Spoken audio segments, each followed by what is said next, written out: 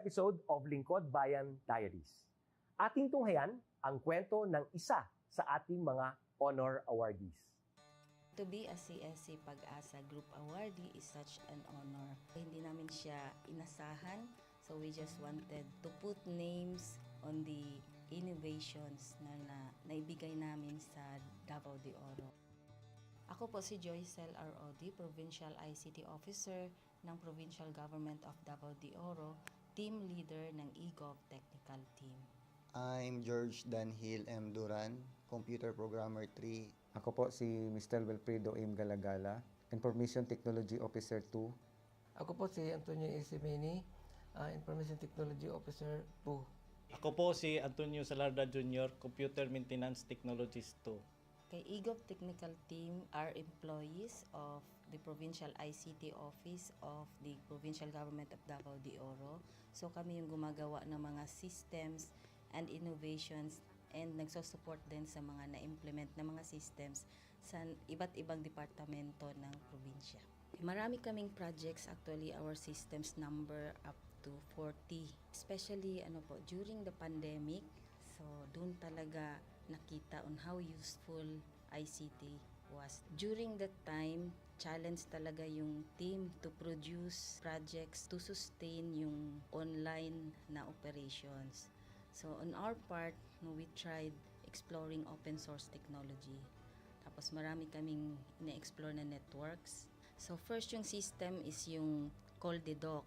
It's a teleconsulting system na na-implement during the COVID. When the OPD services, yung outpatient department services were stopped, nag-resort to teleconsulting. Another project mentioned is yung COVID testing information system. So just like any typical molecular laboratory na systems, ito ay data bank ng mga specimens na tinitest, tapos nagbibigay yung system ng result ng mga test. During pandemic, nagamit talaga siya kasi kailangan validated yung result, so QR coded yung aming test result. Isang very challenging project namin is yung household profiling and needs assessment. So kailangan merong list ng mga possible recipients ng bigas, and then wala kaming updated list nun. So kailangan in 1 month's time makaproduce kami ng system kasi magro-roll out ng survey sa buong probinsya. Nag-try akong mag-tap sa isang UN organization, yung UNDP. Tapos, nag-request ako kung pwede ba kaming turuan on how to do survey using Kobo Collect. And we were blessed, kahit wala kaming formal agreement, no monetary considerations, tinuruan nila kami. And in 1 month's time, na-produce namin yung app. And then after that, dire-diretso na po. Hindi rin namin ma-imagine na in 6 months' time, nakandak yung survey using employees only of the provincial government. So, nakamobilize kami ng mga 200 plus enumerators. Talagang nilibot yung entire province, 236 barangays, bahay-bahay yan. Tapos, nakuha namin yung data with maps. Na mapping namin yung mga households. So, and very appreciated po yung output ng systems. Kami nasa LGU, na-feel namin yung need na dapat ma-institutionalize yung ICT departments. Nasa digital age na tayo, so hindi pwedeng hindi tayo mag-upgrade or mag-adapt ng ICT. So basically yung ICT, nagagamit siya para ma-optimize yung ating mga processes. Aside from that, yung interconnectivity, interoperability ng different offices, napapadali yun through ICT. So, talagang dapat i-leverage yung ICT ng any organization, not just the government. Kung mapansin nyo, lahat ng developed countries is naka-leverage talaga sila sa ICT.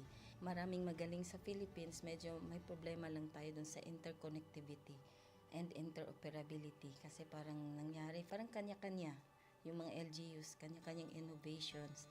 And if you can see from the national, paiba-iba yung mga systems hanggang dun sa baba. So, yun din isa sa panawagan namin, sana magkaroon ng uniform na standards and protocols in developing systems para hindi masayang yung mga efforts ng mga nasa baba. Okay, my message to my fellow public servants, so let us continue to be a gift. Di ba, pag gift ka, maganda ka, mapapasaya mo yung recipient, kay magiging useful ka sa recipient. So, isa lang yun sa palagi kong isinasa puso, no? Continue to adapt to the change, especially in ICT innovation. Even though marami tayong challenges na related to it, just continue to adapt to the ever-changing progress in technology. Kaya ang masabi ko lang sa mga kawani ng gobyerno, kung trabaho tayo, gawin natin talaga yung nasa puso natin. Gawin mo lang ang dapat mong gawin upang kung ano mang gusto mong maitulong para sa bayan. Na patuloy lang natin ang ating mga mabubuting gawain sa gobyerno para sa ating mga kababayang Pilipino. Kami ang EGOV Technical Team ng Davao de Oro at ito ang aming kwentong lingkod bayani.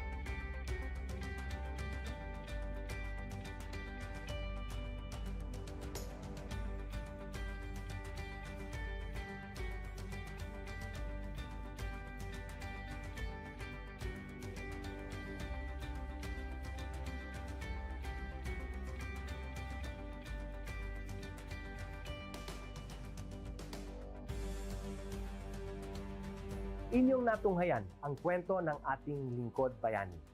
Kung ikaw ay may kilalang lingkod bayani, maaari siyang i-nominate sa Honor Awards Program ng Civil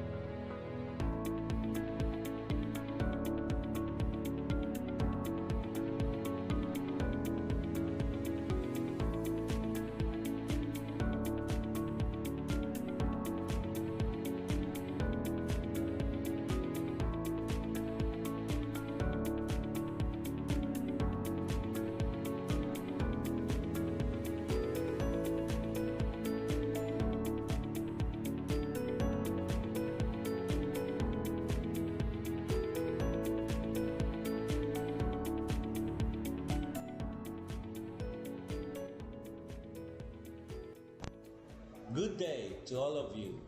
On behalf of the University Registrar's Office, I welcome everyone warmly.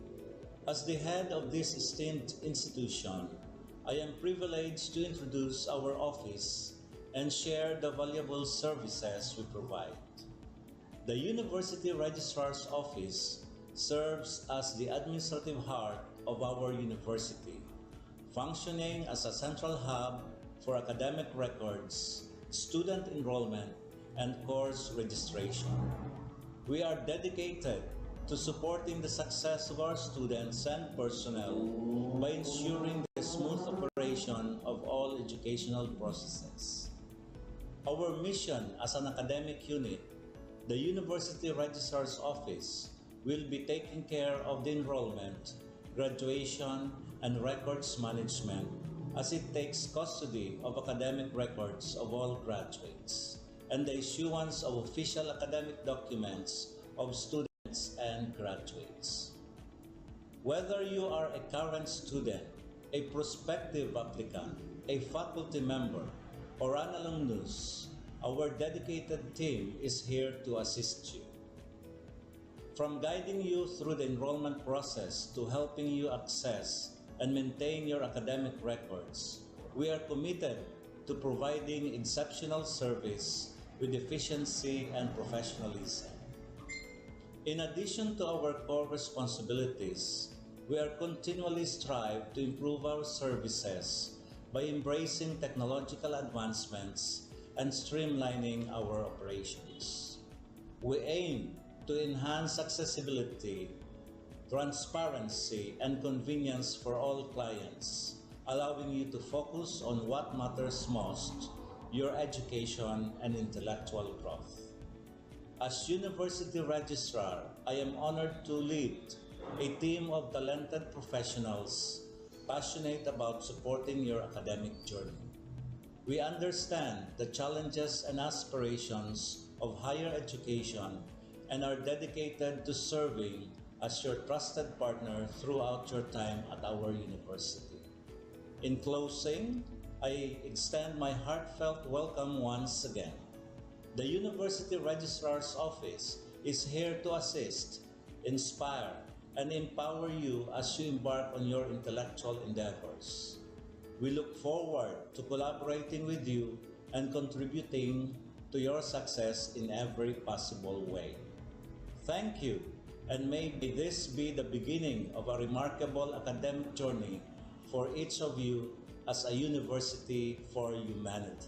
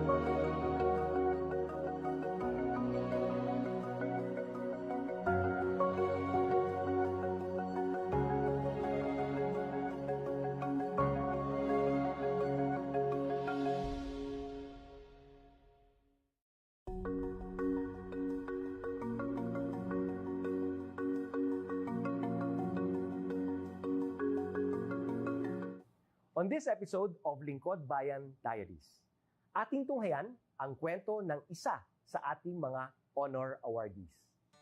To be a CSC Pag-asa Group Awardee is such an honor. Hindi namin siya inasahan, so we just wanted to put names on the innovations na naibigay namin sa Davao de Oro.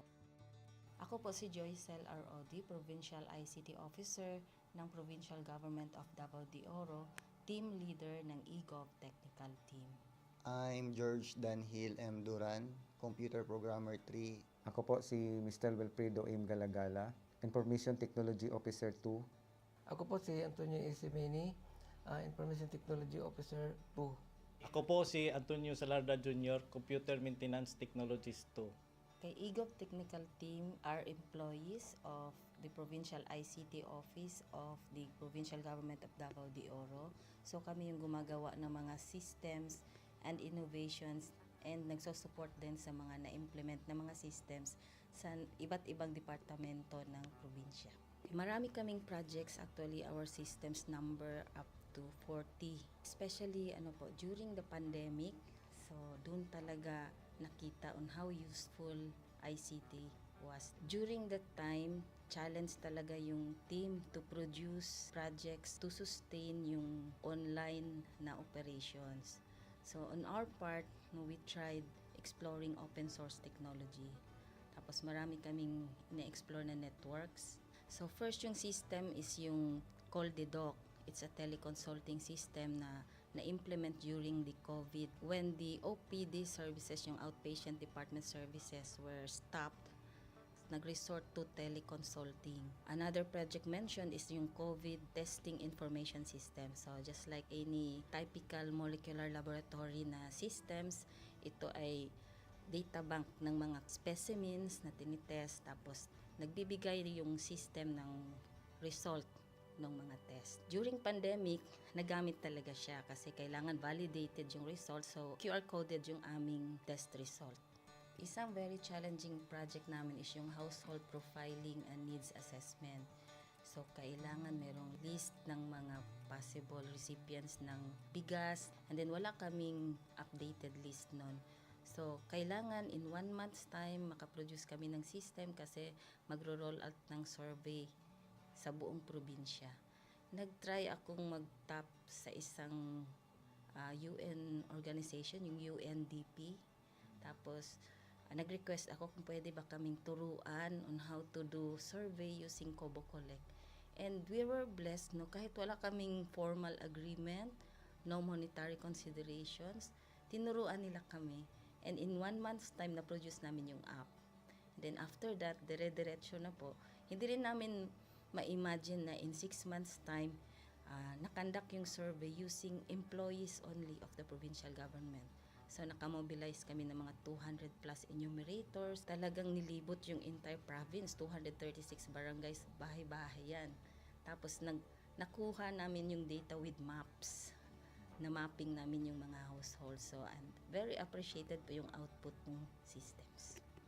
Kami nasa LGU, na-feel namin yung need na dapat ma-institutionalize yung ICT departments. Nasa digital age na tayo, so hindi pwedeng hindi tayo mag-upgrade or mag-adapt ng ICT. So basically, yung ICT, nagagamit siya para ma-optimize yung ating mga processes. Aside from that, yung interconnectivity, interoperability ng different offices, napapadali yun through ICT. So talagang dapat i-leverage yung ICT ng any organization, not just the government.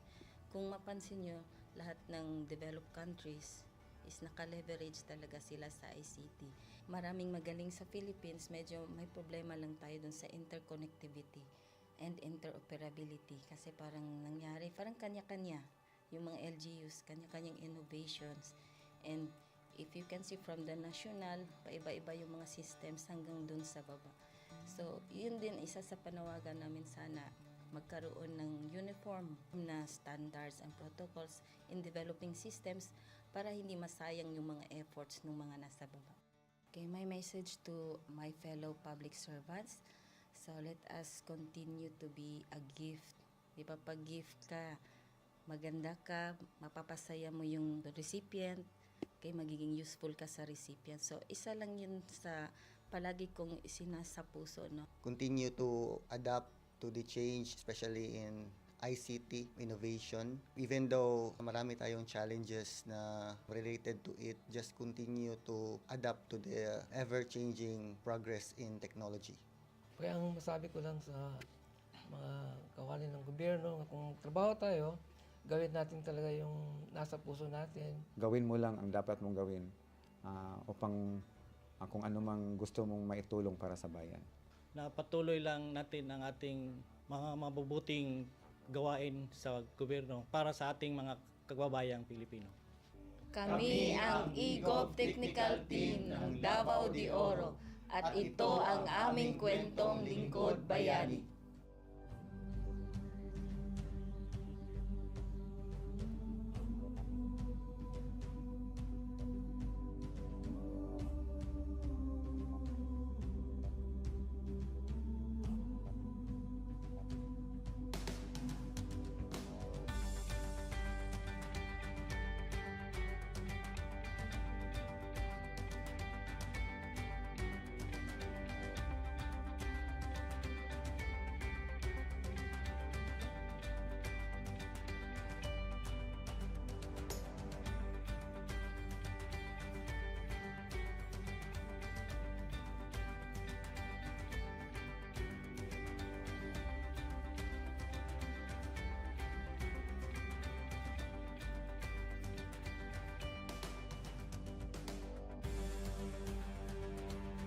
Inyong natunghayan ang kwento ng ating lingkod bayani.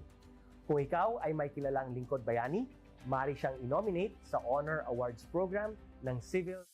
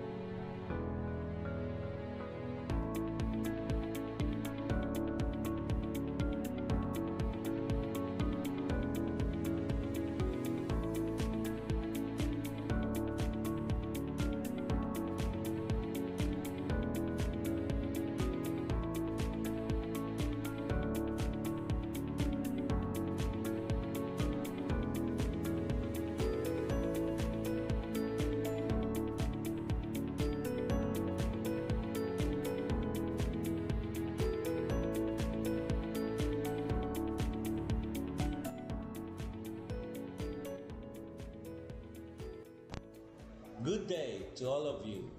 On behalf of the University Registrar's Office, I welcome everyone warmly. As the head of this esteemed institution, I am privileged to introduce our office and share the valuable services we provide. The University Registrar's Office serves as the administrative heart of our university, functioning as a central hub for academic records, student enrollment, and course registration. We are dedicated to supporting the success of our students and personnel by ensuring the smooth operation of all educational processes. Our mission as an academic unit, the University Registrar's Office, will be taking care of the enrollment, graduation, and records management as it takes custody of academic records of all graduates and the issuance of official academic documents of students and graduates. Whether you are a current student, a prospective applicant, a faculty member, or an alumnus, our dedicated team is here to assist you.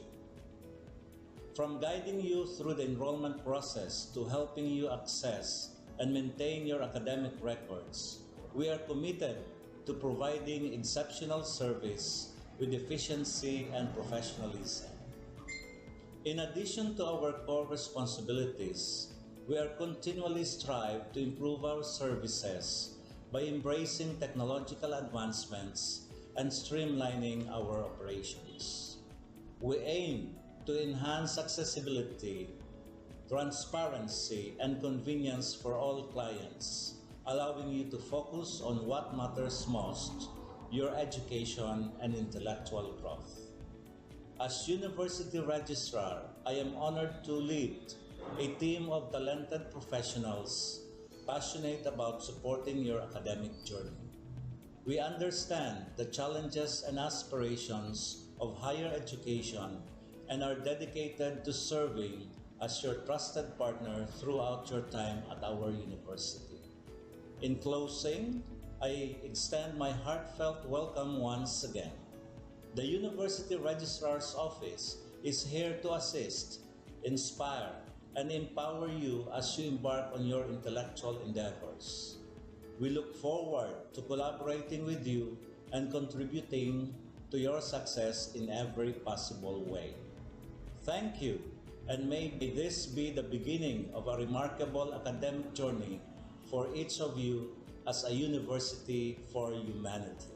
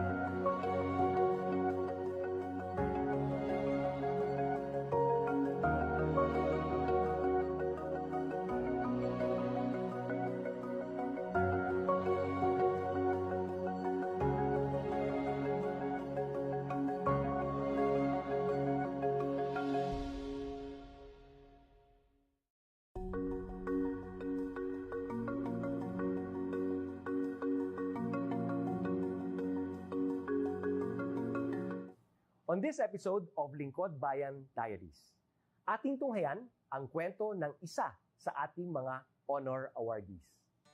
To be a CSC Pag-asa Group Awardee is such an honor. Hindi namin siya inasahan, so we just wanted to put names on the innovations na naibigay namin sa Davao de Oro.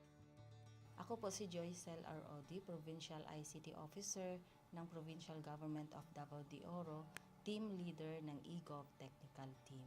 I'm George Danhil M. Duran, Computer Programmer 3. Ako po si Mr. Wilfredo M. Galagala, Information Technology Officer 2. Ako po si Antonio Isimini, Information Technology Officer 2. Ako po si Antonio Salarda Jr., Computer Maintenance Technologist 2. Kay eGov Technical Team are employees of the Provincial ICT Office of the Provincial Government of Davao de Oro. So kami yung gumagawa ng mga systems and innovations and nagsusupport din sa mga na-implement na mga systems sa iba't ibang departamento ng probinsya. Marami kaming projects, actually our systems number up to 40. Especially during the pandemic, so doon talaga nakita on how useful ICT was. During that time, challenge talaga yung team to produce projects to sustain yung online na operations. So on our part, we tried exploring open source technology. Tapos marami kaming ina-explore na networks. So first yung system is yung CallDedoc. It's a teleconsulting system na na-implement during the COVID when the OPD services, yung outpatient department services were stopped. Nag-resort to teleconsulting. Another project mentioned is yung COVID testing information system. So just like any typical molecular laboratory na systems, ito ay data bank ng mga specimens na tinitest, tapos nagbibigay yung system ng result ng mga test. During pandemic, nagamit talaga siya kasi kailangan validated yung result, so QR coded yung aming test result. Isang very challenging project namin is yung household profiling and needs assessment. So, kailangan merong list ng mga possible recipients ng bigas, and then wala kaming updated list nun. So, kailangan in 1 month's time makaproduce kami ng system kasi magro-roll out ng survey sa buong probinsya. Nag-try akong mag-tap sa isang UN organization, yung UNDP. Tapos, nag-request ako kung pwede ba kaming turuan on how to do survey using Kobo Collect. And we were blessed, kahit wala kaming formal agreement, no monetary considerations, tinuruan nila kami. And in 1 month's time, na-produce namin yung app. Then after that, dire-diretso na po.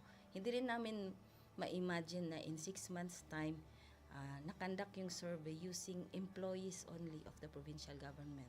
So, nakamobilize kami ng mga 200 plus enumerators. Talagang nilibot yung entire province, 236 barangays, bahay-bahay yan. Tapos, nakuha namin yung data with maps. Na mapping namin yung mga households. So, and very appreciated po yung output ng systems. Kami nasa LGU, na-feel namin yung need na dapat ma-institutionalize yung ICT departments. Nasa digital age na tayo, so hindi pwedeng hindi tayo mag-upgrade or mag-adapt ng ICT. So basically, yung ICT, nagagamit siya para ma-optimize yung ating mga processes. Aside from that, yung interconnectivity, interoperability ng different offices, napapadali yun through ICT. So talagang dapat i-leverage yung ICT ng any organization, not just the government. Kung mapansin nyo, lahat ng developed countries is naka-leverage talaga sila sa ICT. Maraming magaling sa Philippines, medyo may problema lang tayo dun sa interconnectivity and interoperability kasi parang nangyari, parang kanya-kanya yung mga LGUs, kanya-kanyang innovations. And if you can see from the national, paiba-iba yung mga systems hanggang dun sa baba. So, yun din isa sa panawagan namin sana magkaroon ng uniform na standards and protocols in developing systems para hindi masayang yung mga efforts ng mga nasa baba. Okay, my message to my fellow public servants, so let us continue to be a gift. Di ba, pag gift ka, maganda ka, mapapasaya mo yung recipient, kay magiging useful ka sa recipient. So, isa lang yun sa palagi kong isinasa puso, no? Continue to adapt to the change, especially in ICT innovation. Even though marami tayong challenges na related to it, just continue to adapt to the ever-changing progress in technology. Kaya ang masabi ko lang sa mga kawani ng gobyerno, kung trabaho tayo, gawin natin talaga yung nasa puso natin. Gawin mo lang ang dapat mong gawin upang kung ano mang gusto mong maitulong para sa bayan. Na patuloy lang natin ang ating mga mabubuting gawain sa gobyerno para sa ating mga kababayang Pilipino. Kami ang EGOV Technical Team ng Davao de Oro at ito ang aming kwentong Lingkod Bayani.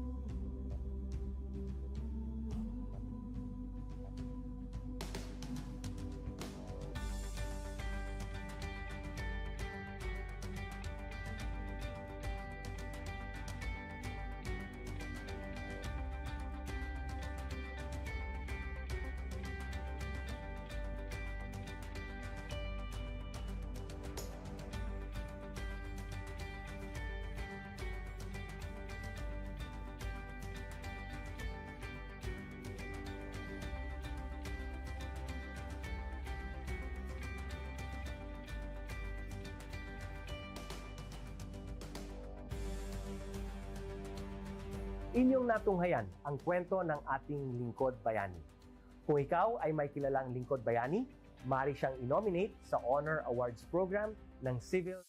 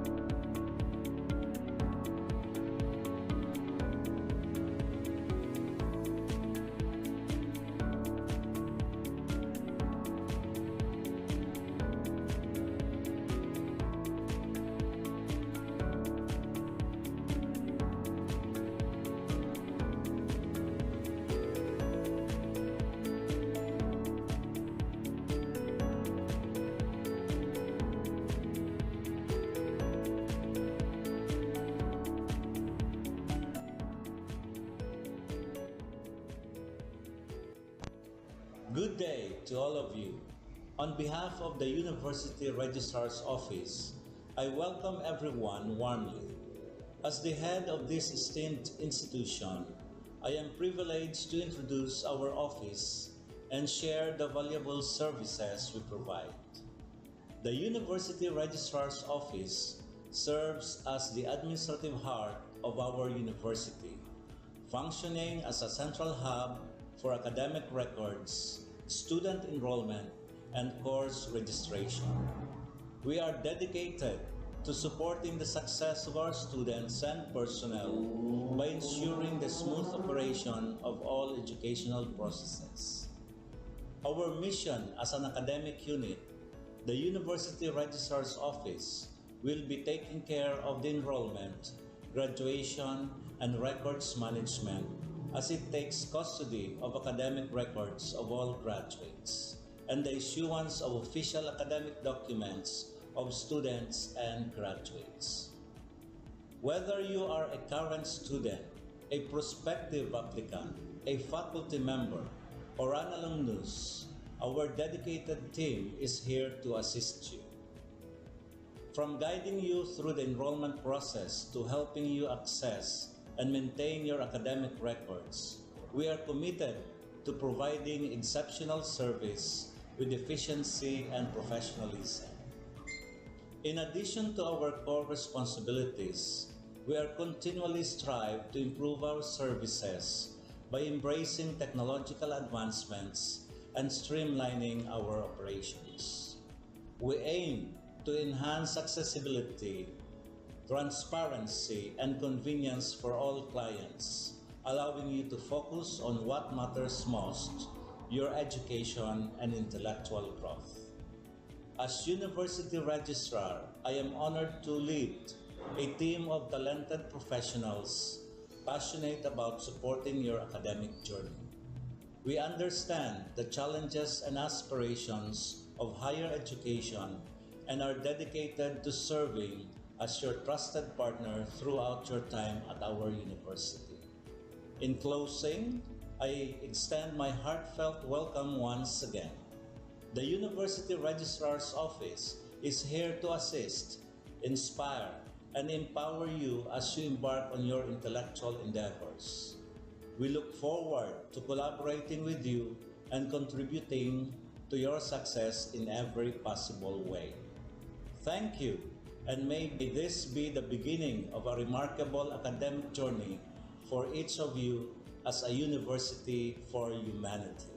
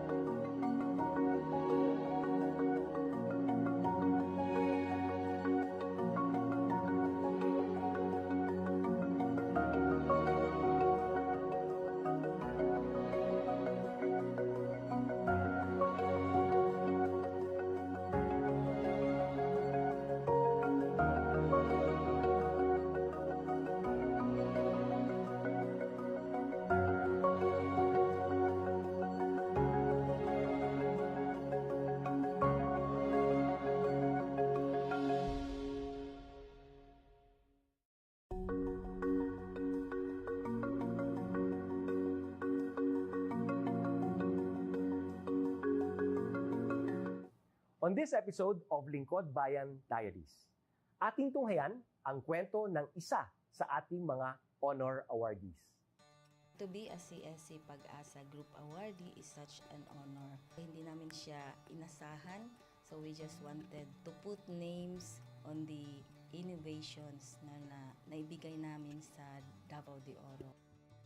Ako po si Joycel R. Odi, Provincial ICT Officer ng Provincial Government of Davao de Oro, Team Leader ng eGov Technical Team.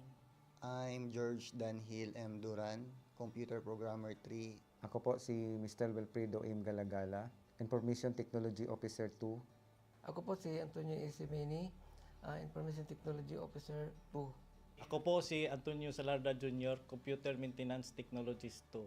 Kay eGov Technical Team are employees of the Provincial ICT Office of the Provincial Government of Davao de Oro. So kami yung gumagawa ng mga systems and innovations and nagsusupport din sa mga na-implement na mga systems sa iba't ibang departamento ng probinsya. Marami kaming projects, actually our systems number up to 40. Especially during the pandemic, so doon talaga nakita on how useful ICT was. During that time, challenge talaga yung team to produce projects to sustain yung online na operations. So on our part, we tried exploring open source technology. Tapos marami kaming ina-explore na networks. So first yung system is yung CallDedoc. It's a teleconsulting system na implement during the COVID. When the OPD services, yung outpatient department services were stopped, nag-resort to teleconsulting. Another project mentioned is yung COVID testing information system. So just like any typical molecular laboratory na systems, ito ay data bank ng mga specimens na tinitest, tapos nagbibigay yung system ng result ng mga test. During pandemic, nagamit talaga siya kasi kailangan validated yung result, so QR coded yung aming test result. Isang very challenging project namin is yung household profiling and needs assessment. So kailangan merong list ng mga possible recipients ng bigas, and then wala kaming updated list nun. So kailangan in 1 month's time makaproduce kami ng system kasi magro-roll out ng survey sa buong probinsya. Nag-try akong mag-tap sa isang UN organization, yung UNDP. Tapos, nag-request ako kung pwede ba kaming turuan on how to do survey using Kobo Collect. And we were blessed, kahit wala kaming formal agreement, no monetary considerations, tinuruan nila kami. And in 1 month's time, na-produce namin yung app. And then after that, dire-diretso na po. Hindi rin namin ma-imagine na in 6 months' time, nakandak yung survey using employees only of the provincial government. So nakamobilize kami ng mga 200 plus enumerators. Talagang nilibot yung entire province, 236 barangays, bahay-bahay yan. Tapos nakuha namin yung data with maps. Na mapping namin yung mga households. So and very appreciated po yung output ng systems. Kami nasa LGU, na-feel namin yung need na dapat ma-institutionalize yung ICT departments. Nasa digital age na tayo, so hindi pwedeng hindi tayo mag-upgrade or mag-adapt ng ICT. So basically, yung ICT, nagagamit siya para ma-optimize yung ating mga processes. Aside from that, yung interconnectivity, interoperability ng different offices, napapadali yun through ICT. So, talagang dapat i-leverage yung ICT ng any organization, not just the government. Kung mapansin nyo, lahat ng developed countries is naka-leverage talaga sila sa ICT. Maraming magaling sa Philippines, medyo may problema lang tayo dun sa interconnectivity and interoperability kasi parang nangyari, parang kanya-kanya yung mga LGUs, kanya-kanyang innovations. And if you can see from the national, paiba-iba yung mga systems hanggang dun sa baba. So, yun din isa sa panawagan namin sana magkaroon ng uniform na standards and protocols in developing systems para hindi masayang yung mga efforts ng mga nasa baba. Okay, my message to my fellow public servants, so let us continue to be a gift. Di ba, pag gift ka, maganda ka, mapapasaya mo yung recipient, kay magiging useful ka sa recipient. So, isa lang yun sa palagi kong isinasa puso, no? Continue to adapt to the change, especially in ICT innovation. Even though marami tayong challenges na related to it, just continue to adapt to the ever-changing progress in technology. Kaya ang masabi ko lang sa mga kawani ng gobyerno, kung trabaho tayo, gawin natin talaga yung nasa puso natin. Gawin mo lang ang dapat mong gawin upang kung ano mang gusto mong maitulong para sa bayan. Na patuloy lang natin ang ating mga mabubuting gawain sa gobyerno para sa ating mga kababayang Pilipino.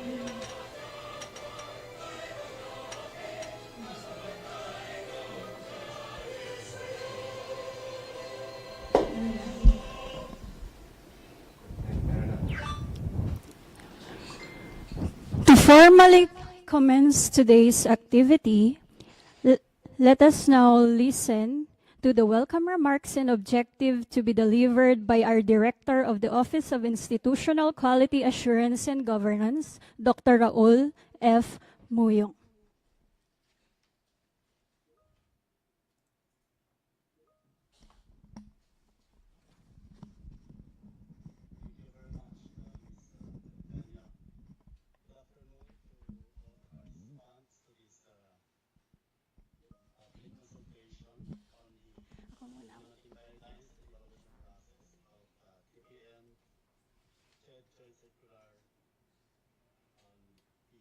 Classification for state universities and colleges.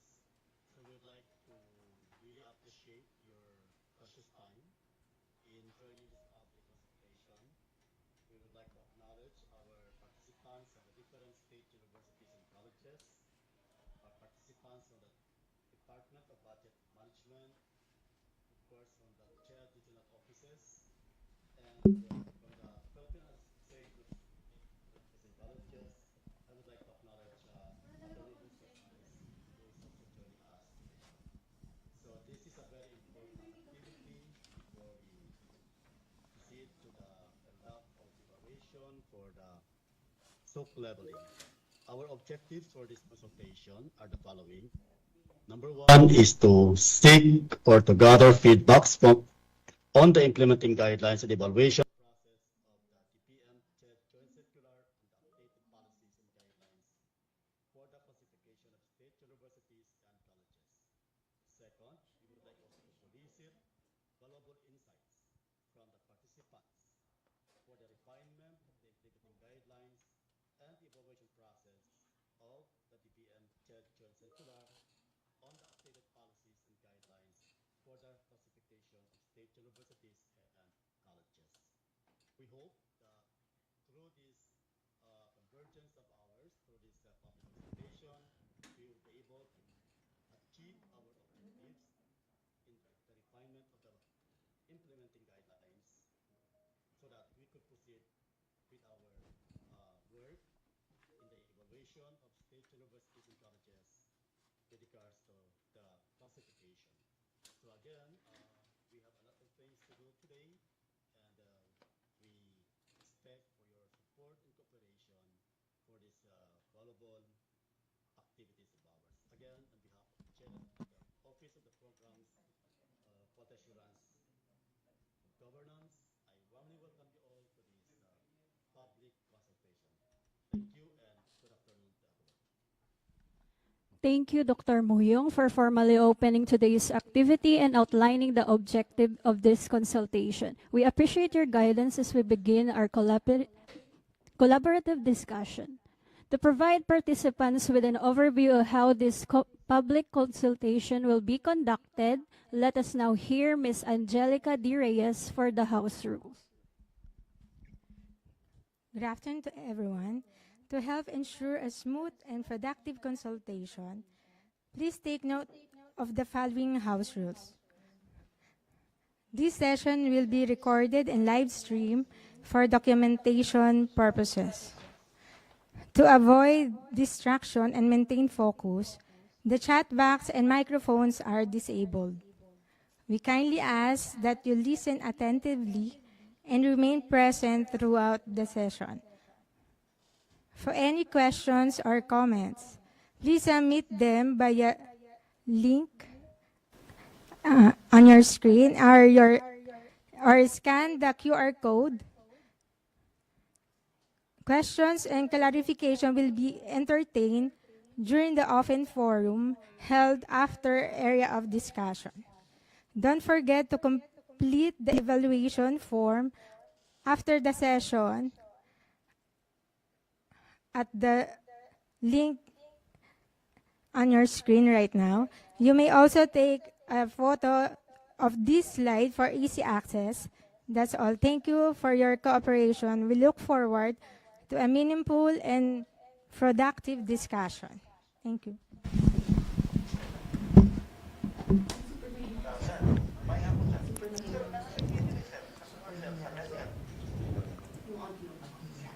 Thank you, Ms. Reyes.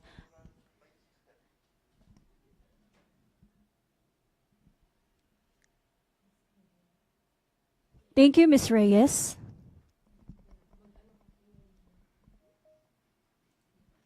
Thank you, Ms. Reyes. At this point,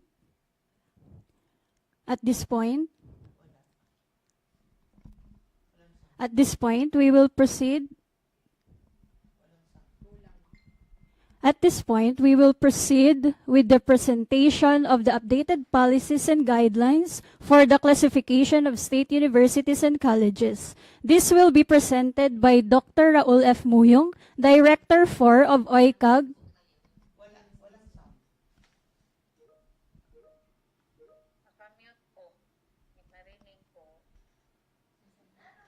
Hello? Hello? Test mic. Thank you, Ms. Reyes.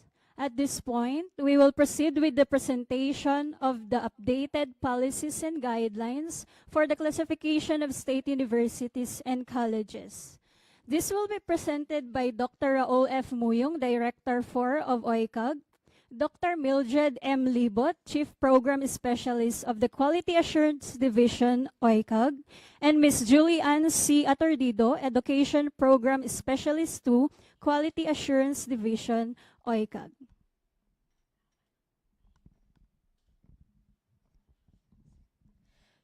Good afternoon, everyone. Okay po ba ang aming audio?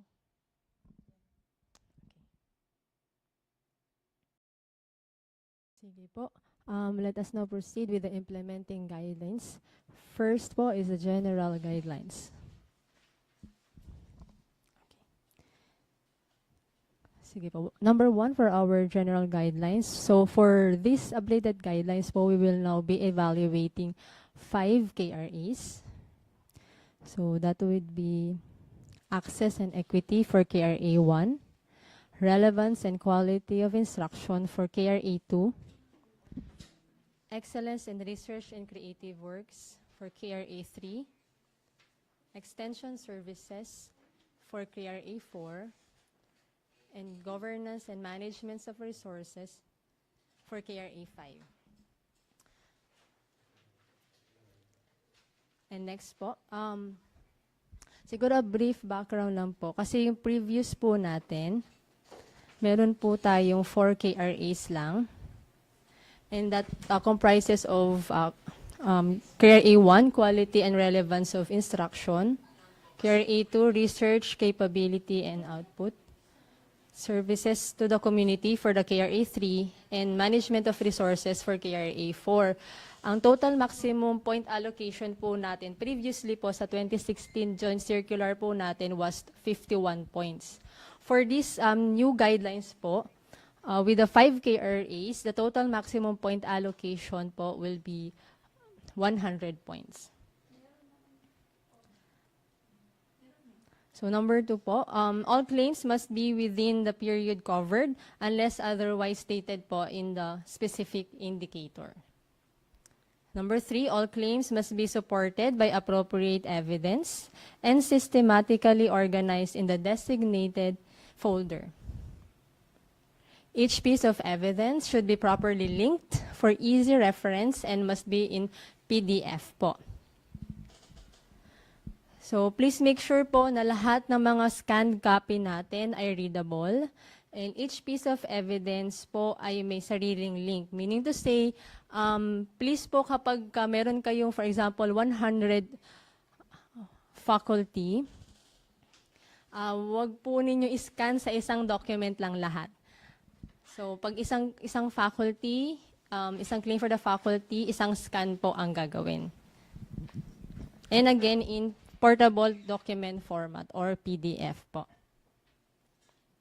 Number 4, this should be oriented properly, landscape or portrait. Huwag niyo naman pong hayaan ng mga mag-evaluate ay tatagilid ang kanilang ulo para lang po ma-view ng maayos po yung mga evidence na ibinigay po ninyo. So it must be clear and legible and properly labeled with the file format po. So ang file format po natin would be specific criterion _ document name. For example po, sa KRA 1, that would be 1.1 _ enhanced policy _ affirmative action on admission. Another example would be 5.3.3 _ audit results _ compliance COA recommendations. Okay po, meron kasi kaming, ito naman po, previously po kasi sa dati po naming ibang na-evaluate, minsan po iba yung pagkaka-label ng document or minsan po naliligaw, ganyan po. So para lang po mas organized tayo, mas maayos for easy viewing and mas clear lang po yung mga documents na ina-upload po ninyo. So ganito po ang dapat file form or file name po na pagkaka-label po ninyo sa mga evidence po ninyo. So, ayan po. And then next po, applications will only be accepted within the prescribed submission period. So, kailangan po namin maging strict dito para po maging fair and consistent naman po tayo sa process natin. Number 6, revisions will not be accepted by our office, by OICAG, once CHED regional offices have endorsed the applications. And number 7, all indicators involving institutional policies should adhere to the continuous quality assurance framework as stated in CMO 46 series of 2012. We would like lang po kasi to reiterate, as alam ko naman po, familiar na rin po kayo sa CMO 46. Ito po yung, under po yung ating horizontal typology, ISA, and ISA po. And even vertical typology for the private. Number 8, all evidence listed in Annex A of Joint Circular number XX pa lang po siya ngayon kasi ito po ay ongoing, being reviewed po siya ngayon by our DBM. So, kaya po habang pending pa po yun, nagkakandak din po tayo ngayon ng public consultation din po. So, next po, each piece of evidence for every claim must have its own scan copy, unique link specific to the indicator regardless of whether the same document is used multiple times in the application. Unsupported claims will not be considered. So the reason for this po, to avoid any issues or confusion during the validation process, particularly in instances where the required evidence may have been submitted but cannot be easily located or identified. So kaya po kanina nagre-require po kami ng proper label para po sa mga evidence po na kiniklaim ninyo. So regardless kung ilang beses po ninyo siyang gagamitin sa mga indicators po natin, basta po dapat may unique link sa kada claim po ninyo ng evidence. So let's proceed po for our KRA1. Access and equity. That would be a maximum of 10 points. So as publicly funded higher education institutions, SUCs must provide equitable access to quality education, ensuring that all students, including the disadvantaged but deserving, have the opportunity to earn a tertiary education qualification.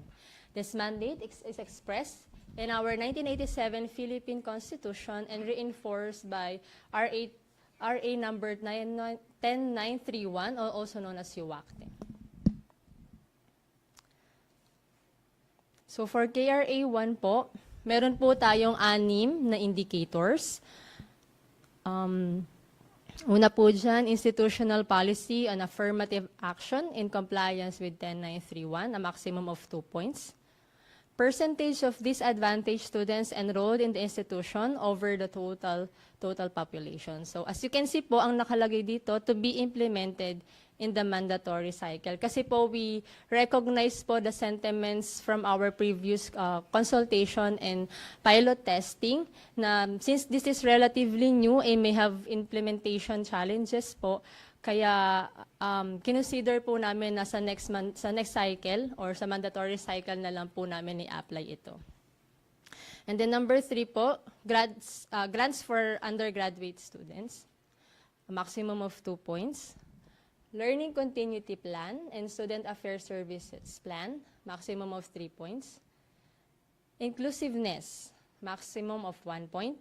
And percentage of total enrollment over carrying capacity within the period covered, a maximum of 10 points. So total of 10 points po. So for the first indicator, there will be 2 indicators po under this one, creation or enhancement of policy and implementation of the new or enhanced policy. So for creation or enhancement policy, these policies issued by SUCs as affirmative action aim to improve access to higher education for disadvantaged students, including LUMADs, Muslims, other indigenous people belonging to groups recognized by the National Commission on Indigenous People.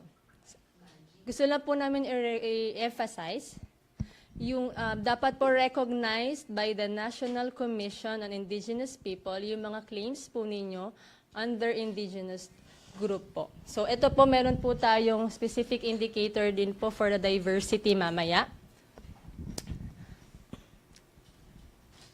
And of course, this also includes persons with disabilities, public school students, those from depressed areas, and among others in accordance with Section 7 of the IRR of RA 10931. So, the new policy includes programs and initiatives to each students, providing opportunities for tertiary education, financial assistance, and tailored student support services. So ano po ba yung mga possible na new policies? Ito po yung, sa tingin ko lang naman po, that would makakonsider po under the new policy. So baka po pwedeng tingnan din po dito yung academic recovery program for those na may mga nag-fail ng units, kung wala pa po kayong ganon. So yung mga ganon po, mga academic policy on micro-credentials or other policy na nakikita nyo po para maging sagot sa kinakailangan po ng RA 10931. And then a policy enhancement involves modifying existing policies, including but not limited to the recruitment processes, admission procedures, student support services, and other similar adjustments to align with the affirmative action provisions of RA 10931. So another example po ng policy enhancement, for example po, pwede po halimbawa yung school, yung SUC, dinadala sa lugar ng mga estudyante po yung kanilang admission or yung pagtitake ng exam. For example, dinadala sa bundok or sa mga area na medyo mahirap sa logistics in terms sa transport po ng mga estudyante. So yung mga ganun po. So to earn full points under this criterion, the SUC may combine points from each newly issued policy and or each enhanced policy. And then for 1.1.2, implementation of the new or enhanced policy, this indicator looks for the implementation of the new and enhanced policies outlined in KRA 1.1. So, ibig sabihin po, dun sa 1.1.1 po, parang, kumbaga ba, presence, kung meron po kayong nag-exist na policy on the creation or enhancement po. Pagdating naman po sa 1.1.2, tinitingnan naman po yung implementation o kung na-implement yun naman po yung mga nakalista ninyo sa 1.1.1.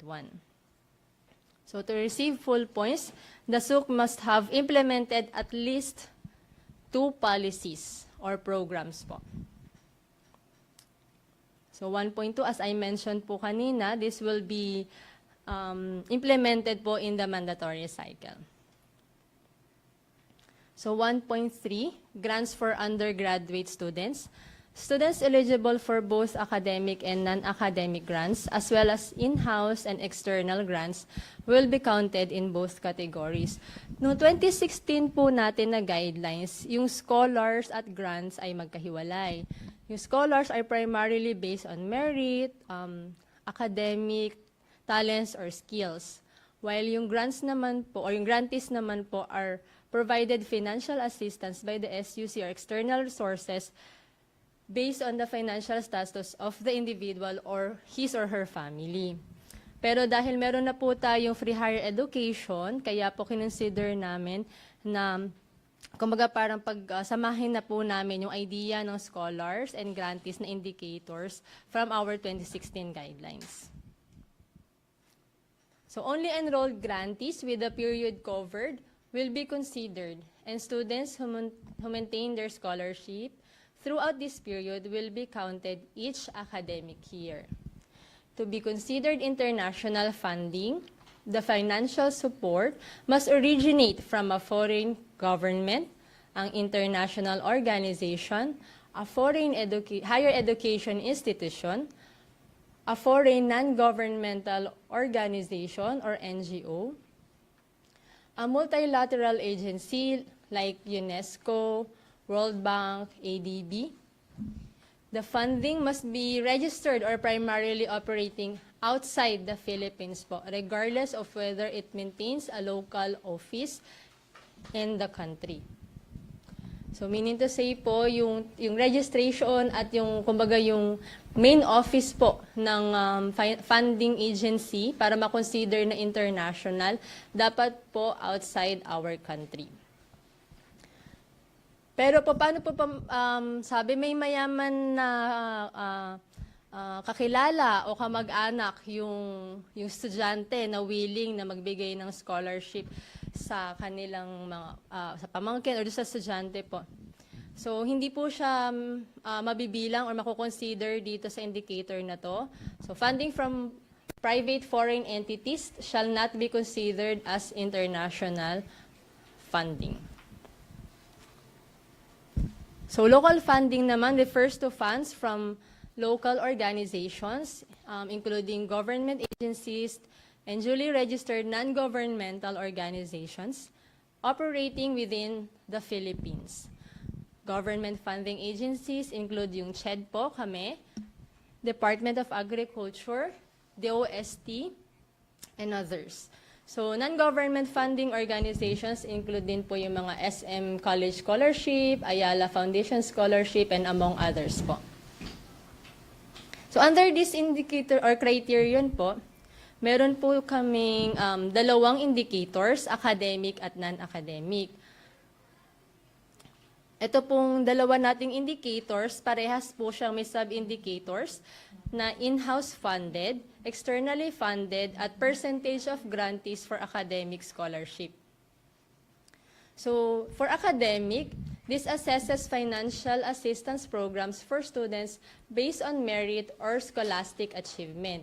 Halimbawa po yung mga presidents or dean's listers and other similar academic grants. So, talagang based po ito sa grades or yung merit status po ng mga estudyante. So, the percentage of grantees is calculated by dividing the total number of academic scholars per term across all campuses within the period covered by the total number of students enrolled across all campuses within the same period and excluding the summer term. So, ito po ang ating sample computation. So, for example po, ang number of scholars or academic scholars ay meron 2,420. And then yung enrollment po ay 67,955. So, that would be 2,420 over 67,955 times 100%. So, 3.56% po iyon. Ang katumbas po niya yun ay 0.16 points po if we will look into Annex A po natin ng JC. For non-academic naman po, same formula lang din naman po tayo dito, same computation. But for non-academic, this assesses financial assistance programs for students based on non-academic qualifications. Ano po yun? Yung mga talents, skills, leadership roles in school-recognized organizations, and involvement in special interest groups such as writers' clubs, debate teams, and similar activities. And then, the percentage of grantees is calculated based din po dun sa scholars over enrollment po within the period covered. So, same lang din naman po ng formula with the academic. Next po, 1.4. Learning Continuity Plan and Student Affairs Services Plan. So, to achieve the maximum points for this indicator, the SUC must be, or the plans must be board approved and submitted on time, ensuring the sustainability of critical operations and delivery of teaching and learning during uncontrollable events. So for us to verify po na nakapag-submit kayo timely, ang magbibigay po ng certification ang ating CHED regional offices.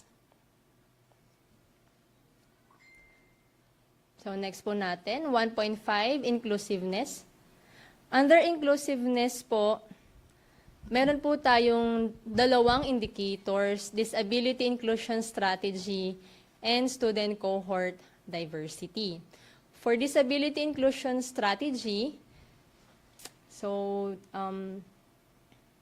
this is pursuant po to our mandate to take appropriate steps to make quality education accessible to all, and in recognition of the rights of persons with disabilities to quality education as embodied in our UN SDG. So the SUC shall ensure that learning is fully accessible for all students with special needs related to mental and physical abilities or disabilities. This may include access provisions to all buildings, facilities, and other learning resources, as well as to information, communication, and other institutional events. So para makakuha po ng full points po dito, the SUC must have, again, a board-approved disability inclusion strategy with documented proof of implementation for each service outlined. So these services should include but are not limited to the following. Provided po na merong nakonduct na client satisfaction survey report at least once per academic year per campus where the support service was situated. So ano-ano po yung mga sample ng support measures? So una po yung support services for mental health conditions, computer systems with built-in accessibility features for visually impaired students, sign language interpreters or note takers for hearing impaired students, campus map highlighting wheelchair ramps, accessible restrooms, and designated parking for students with physical disabilities, and dedicated academic support for students with learning disability. So para naman po ma-consider naman namin yung client satisfaction survey po na binigay po ninyo, it must include the following information po. So first would be methodology, quantitative and qualitative results, data analysis and key findings, and recommended action for improvement. So we would like to emphasize po na even if the strategy and support services were approved, implemented, and installed before the period covered, they may still be considered provided that the CSS or yung satisfaction survey po ninyo was conducted within the period covered. Kailangan po kasing CSS to determine kung yung mga support services po ninyo or system is still functional and relevant to the needs po ng mga estudyante po. So, kapag wala pong naibigay na gano'n, hindi po na-satisfy yung requirement po natin, no points will be given due to the absence of evidence demonstrating the strategy and support services were continuously implemented, actively utilized, and still beneficial to the students. So to ensure equal access and support for all students, these support structures must be available on every campus. Another sub-indicator for inclusiveness, student cohort diversity. Meron po tayo ditong dalawang sub-indicators. So, meron po tayong international diversity at indigenous people group diversity. So, for international diversity po natin, this will be based on the number of nationalities. Again, nationalities po ang tinitingnan natin dito as reflected by enrolled students from other countries in a degree program with a minimum of 1 student per nationality. Filipino students with dual citizenship will be considered provided they are enrolled as foreign students po. This will be computed based on the total number of distinct international groups provided there is no duplication of nationality within the period covered. Okay po. So kung meron po tayong for example, Nigerian ng 2019, tapos meron po ulit pumasok ng 2023. So, 1 count lang po yun. Or meron po tayong, for example, 100 na Nigerian. 1 count pa rin po yun kasi number of nationalities ang tinitingnan po natin dito. For indigenous peoples naman po, this will be assessed based on the number of IP groups as reflected by enrolled students in a degree program. Each IP group with at least 1 enrolled student. So same lang naman po siya sa international diversity. At least meron lang po kayong isang naka-enroll na estudyante under this IP. As mentioned po kanina sa KRA 1.1, dapat po yung mga ililista ninyo na group or IP group ay nasa listahan po ng NCIP or National Commission on Indigenous Peoples para po makonsider natin. So this will be computed based on the total number of distinct IP provided, again, there is no duplication of groups within the period covered. If a nationality or IP group is present on multiple campuses, it will be counted only once. And then for the last criterion for KRA 1, percentage of total enrollment over the carrying capacity within the period covered. So ang mga estudyante enrolled in undergraduate and graduate degree programs, 2-year ladderized programs, and diploma and midwifery will be considered in the computation. Ngayon po, may ongoing po kasing pinapropose na computation for the carrying capacity ang Office of Programs Research, Office of OPRKM. So para po hindi maiba yung aming computation for the carrying capacity, maintayin na po natin ma-approve ng Commission and Bank ang formula po na ipopropose po ng OPRKM. So once na meron po yun, mag-issue na lang po kami ng another memorandum pertaining to this po. So meron po tayong additional source of points or bonus points. Affirmative action of SUCs to CHED Bayanihan Program. So since po ang ating coverage period or period covered po ay 2019 to 2024, so di ba nagkaroon po tayo ng pandemic 2020, 2021, ganun po. So we also would like to recognize or give recognition po para dun sa mga efforts, mga affirmative actions na ginawa po ng SUCs during those times po. So kaya gusto po namin bigyan siya ng additional points if ever po na meron po kayong mga ginawang affirmative actions. So examples po nito yung number of faculty, personnel, and students who have been vaccinated. Kumbaga, di ba meron po dati parang mandato na we are encouraged na lahat po ng ating mga stakeholders ay mapabakunahan. So, yung una po nating indicator for this po ay vaccination rate. So, under vaccination rate po, kapag po kayo ay CHED awardee, meron po kayong maximum agad po na 2 points.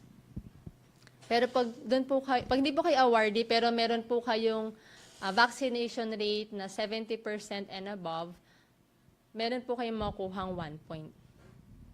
Tapos po, we also recognize po other actions of the SUC in response po sa Bayanihan to Heal as One Act, or RA 11469. So for every action, meron po kayong corresponding points na 0.25 points po. So ang maximum additional points na pwede pong ma-earn dito ay 2 points po. So for other actions po, dapat meron po kayong i-provide na executive summary. And sa executive summary po na iyon, must include the following information. So that would be yung name po na activity, date, location, sino-sino po yung nag-benefit ng kanyang affirmative action, rationale of the activity, how the activity was undertaken, and photos with the corresponding action or caption, sorry.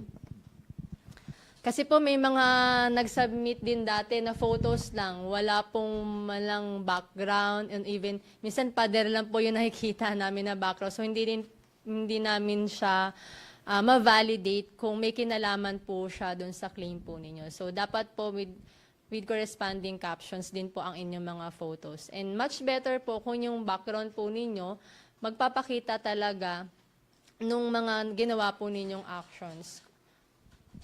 And then, sino po yung responsible personnel from your institution?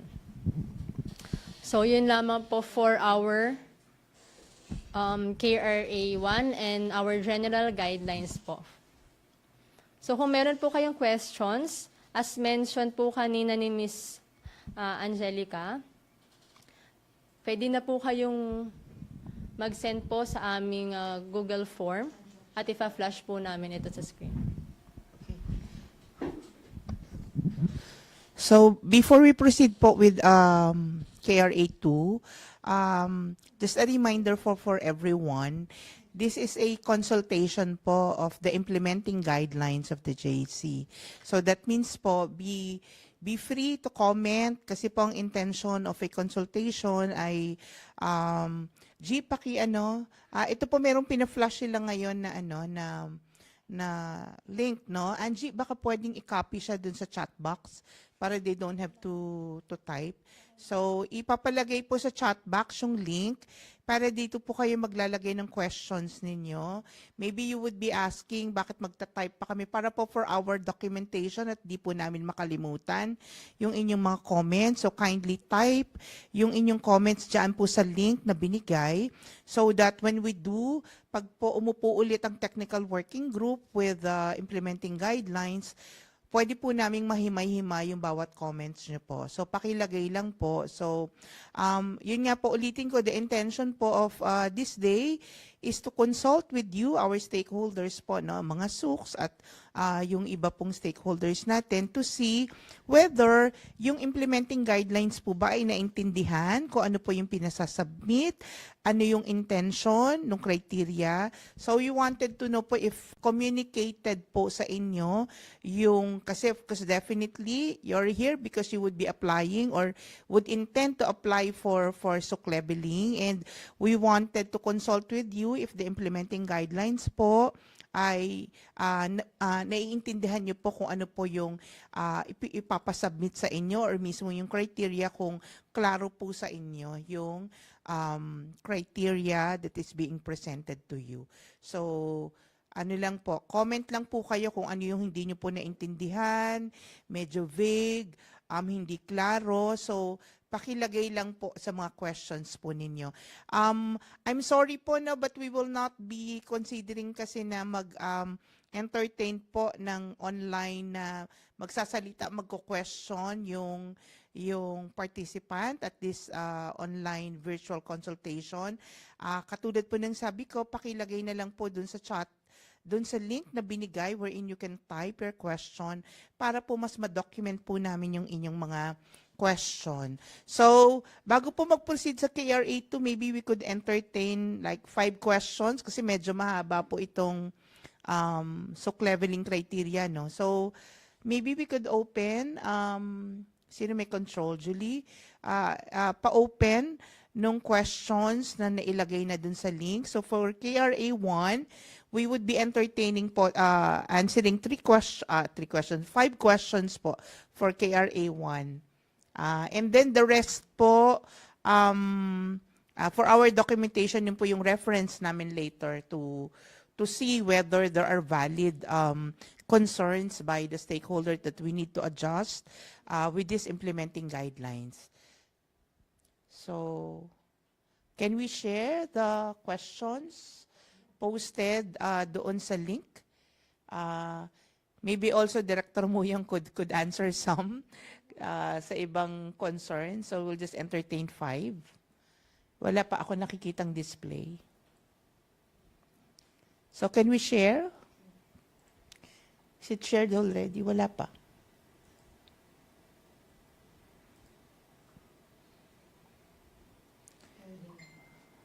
Loading lang po. Mabagal na internet. Sinishare mo na, Jules?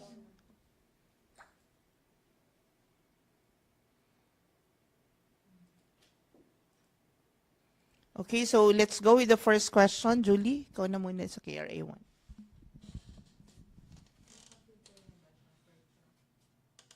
KRA 1 pa lang naman ito.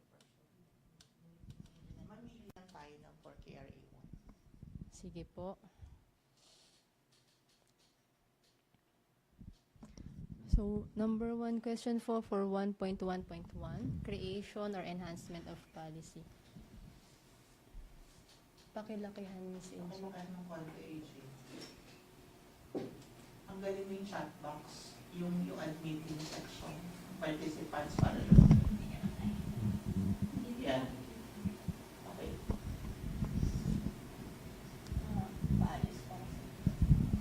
So, number 1, while the guidelines emphasize individually linked and properly named files.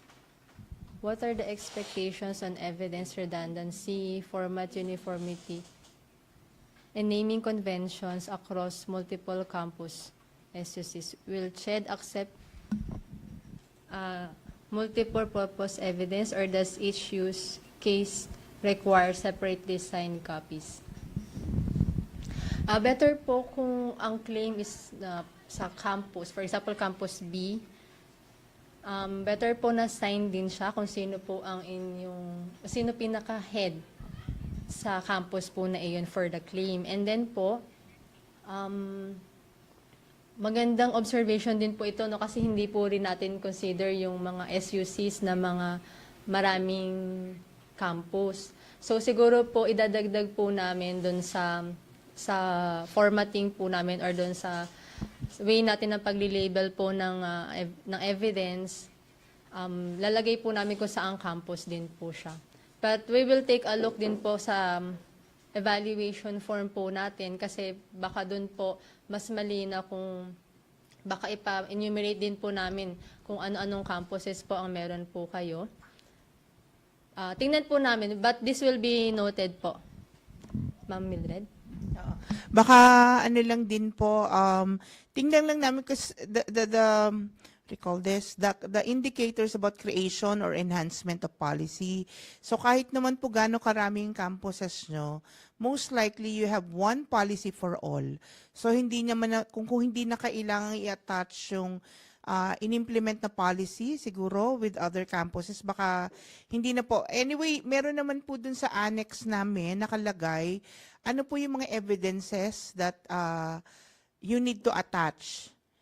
Could we show yung sample, G? But although, ano pa lang naman po kasi to consultation, during the public orientation po, which is maybe sometime by the end of August po, as soon as maibalik lang po kasi sa amin ng DBM yung signed JC, we would be conducting already public orientation.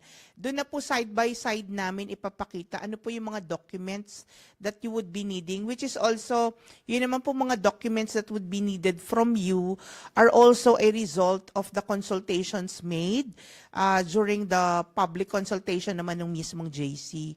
So, ayun po, kung enhancement or creation ng policy, most likely po we would be looking at the policy of the institution and not on a per campus basis po. Next, 1.1.1. Sir, meron kang input, sir? Director Muyong? Yes. Can I be heard? Yes, loud and clear. Yes, sir. Marinig ako. Opo, sir.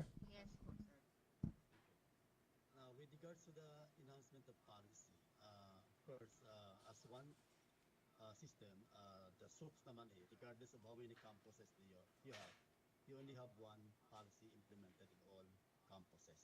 So we have what we call one system.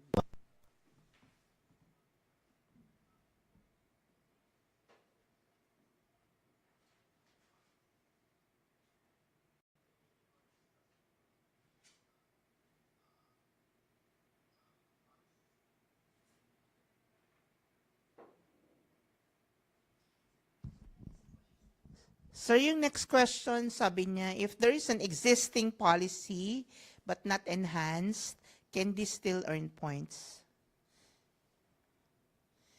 Kasi sir, yung indicator, creation or enhancement of policy. We expect university or state universities to enhance their policies. Of course, there's no permanent policy. So, normally, if there was an approved policy and there's a need to enhance it, so of course, we expect there should be a board approval for the enhancement of policy. Anyway, enhancement, or naman kung nakalagay, creation or enhancement naman. Sir, okay. Sir, next question. What is the revision? What if the revision was made at the regional level prior to the endorsement to the CHED Central Office? Is the revision accepted? Parang, oo nga. Revision.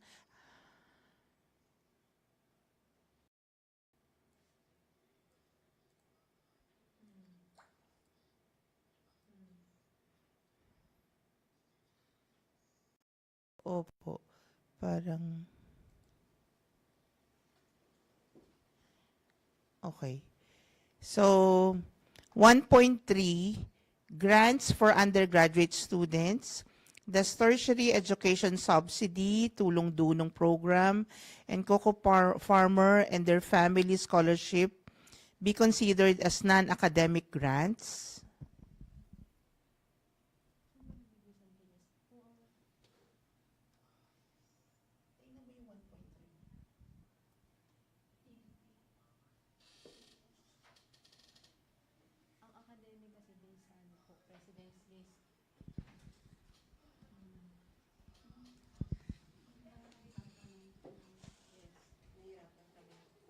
Sige, sir. Okay po.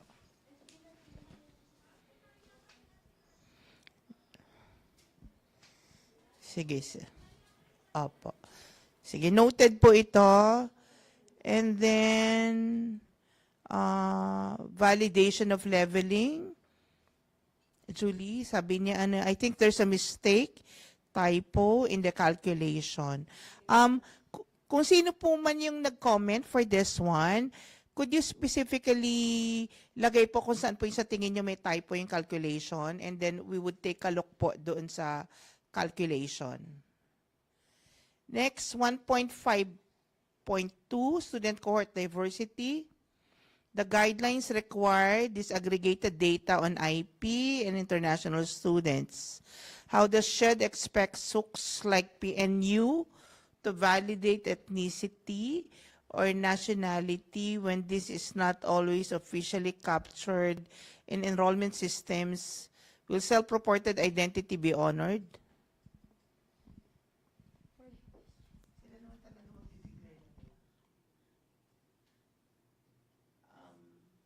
Sige, sir, binabalikan lang po ni Julie yung ano, sir.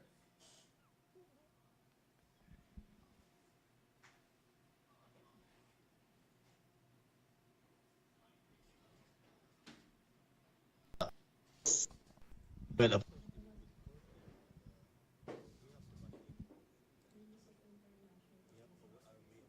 during the evaluation,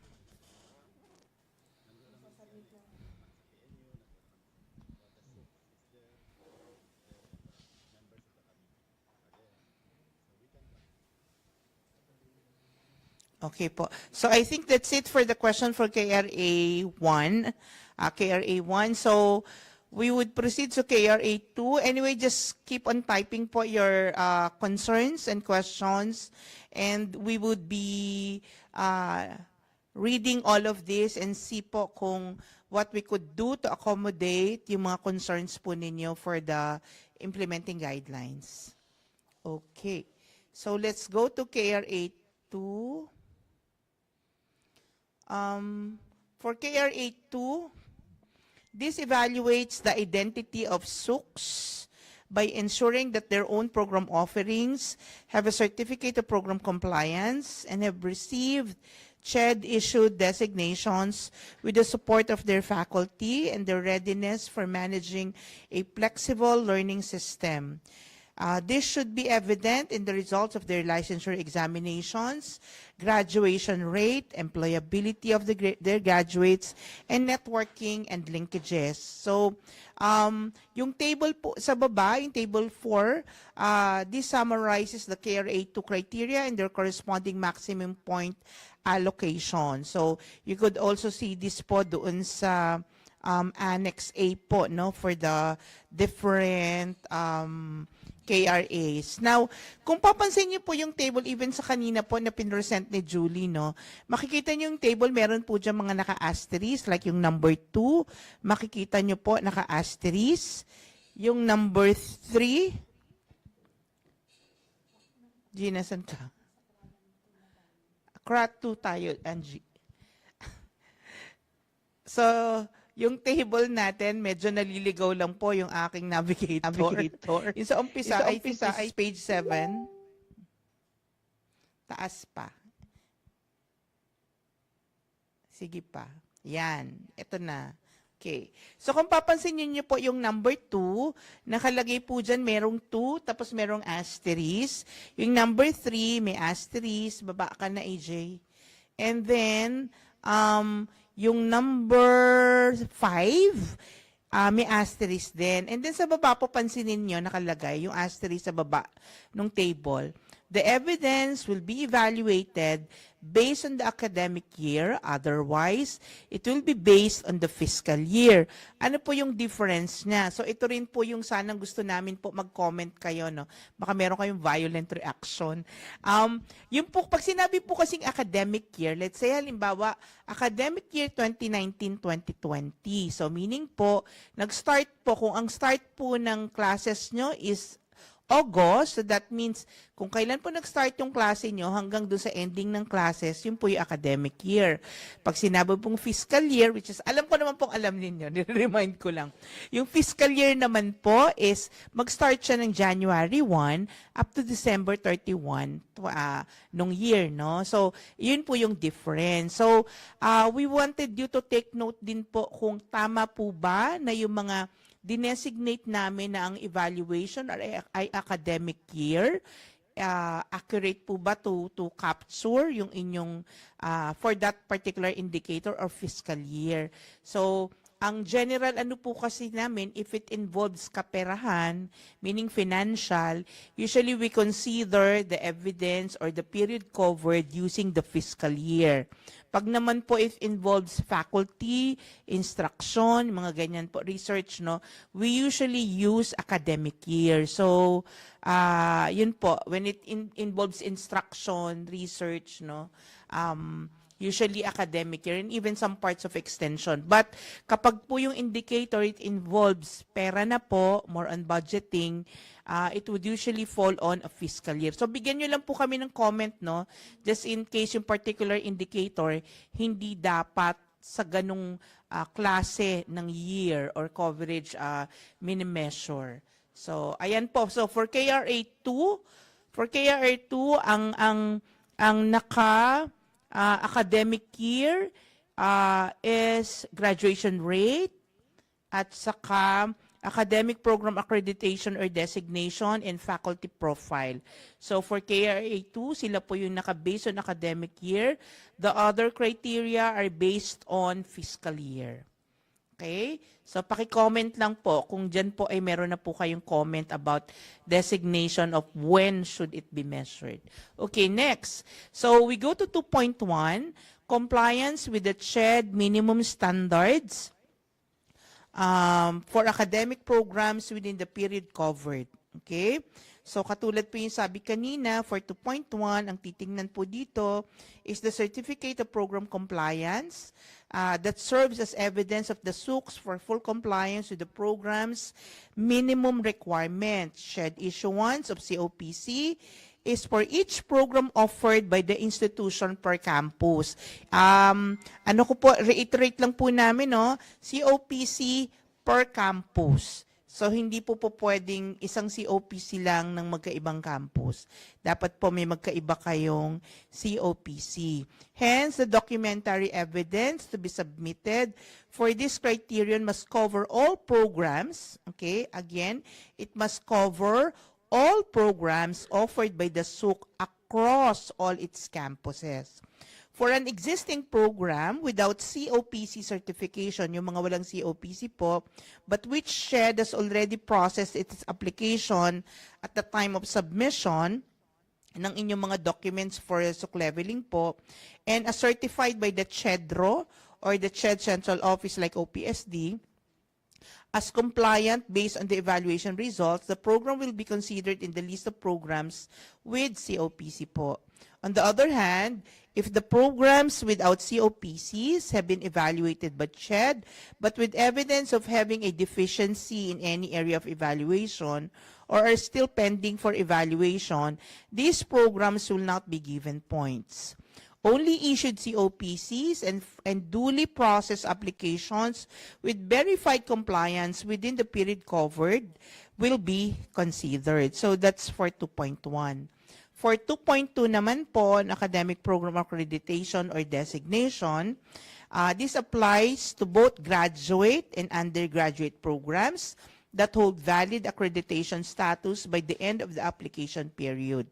Okay, so for local accreditations, for designations by CHED, suppose a program holds both, no? Kunyari po, halimbawa, yung program ninyo, both merong Center of Excellence and a National University College of Agriculture and Fisheries designation.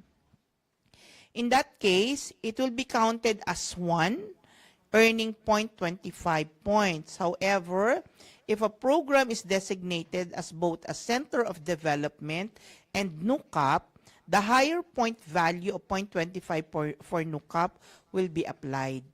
So kung ganyan po na parang dala-dalawa yung accreditation. The current SHED memorandum orders on COE, COD, NUCAP, and FIAP will be used unless otherwise revoked or superseded by new CMOs, because as we all know, wala pa pong bago, no, na call for this. So pwede pong gamitin yung mga previously granted na sa inyo, no. Number 2, SHED recognized private accreditations. These are program accreditations awarded by the accrediting agency or AACUP and ALCOCOA. Also, yung accreditation po ng PAASCU, AXCO ACI, PACOCOA through FAAP will also be considered. So, and also, program accreditation under FAAP should be supported by a certificate issued by the latter. So, dapat po may issued po ni FAAP, no? However, in case FAAP certificates are not yet issued, kasi minsan po parang na-accredit na siya ng accrediting agency, pero kasi si FAAP kasi nag-i-issue.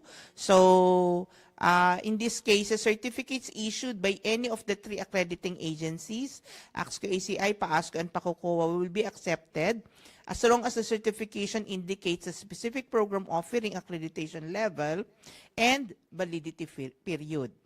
As a general rule, programs with expired accreditation status by the end of the call will not be counted except under the following circumstances. Kunyari po, expired po yung certificates ninyo. Ito lang po yung pwede. The certificate is under the accrediting agency's grace period. So, kung may grace period kayo, so i-apply yon.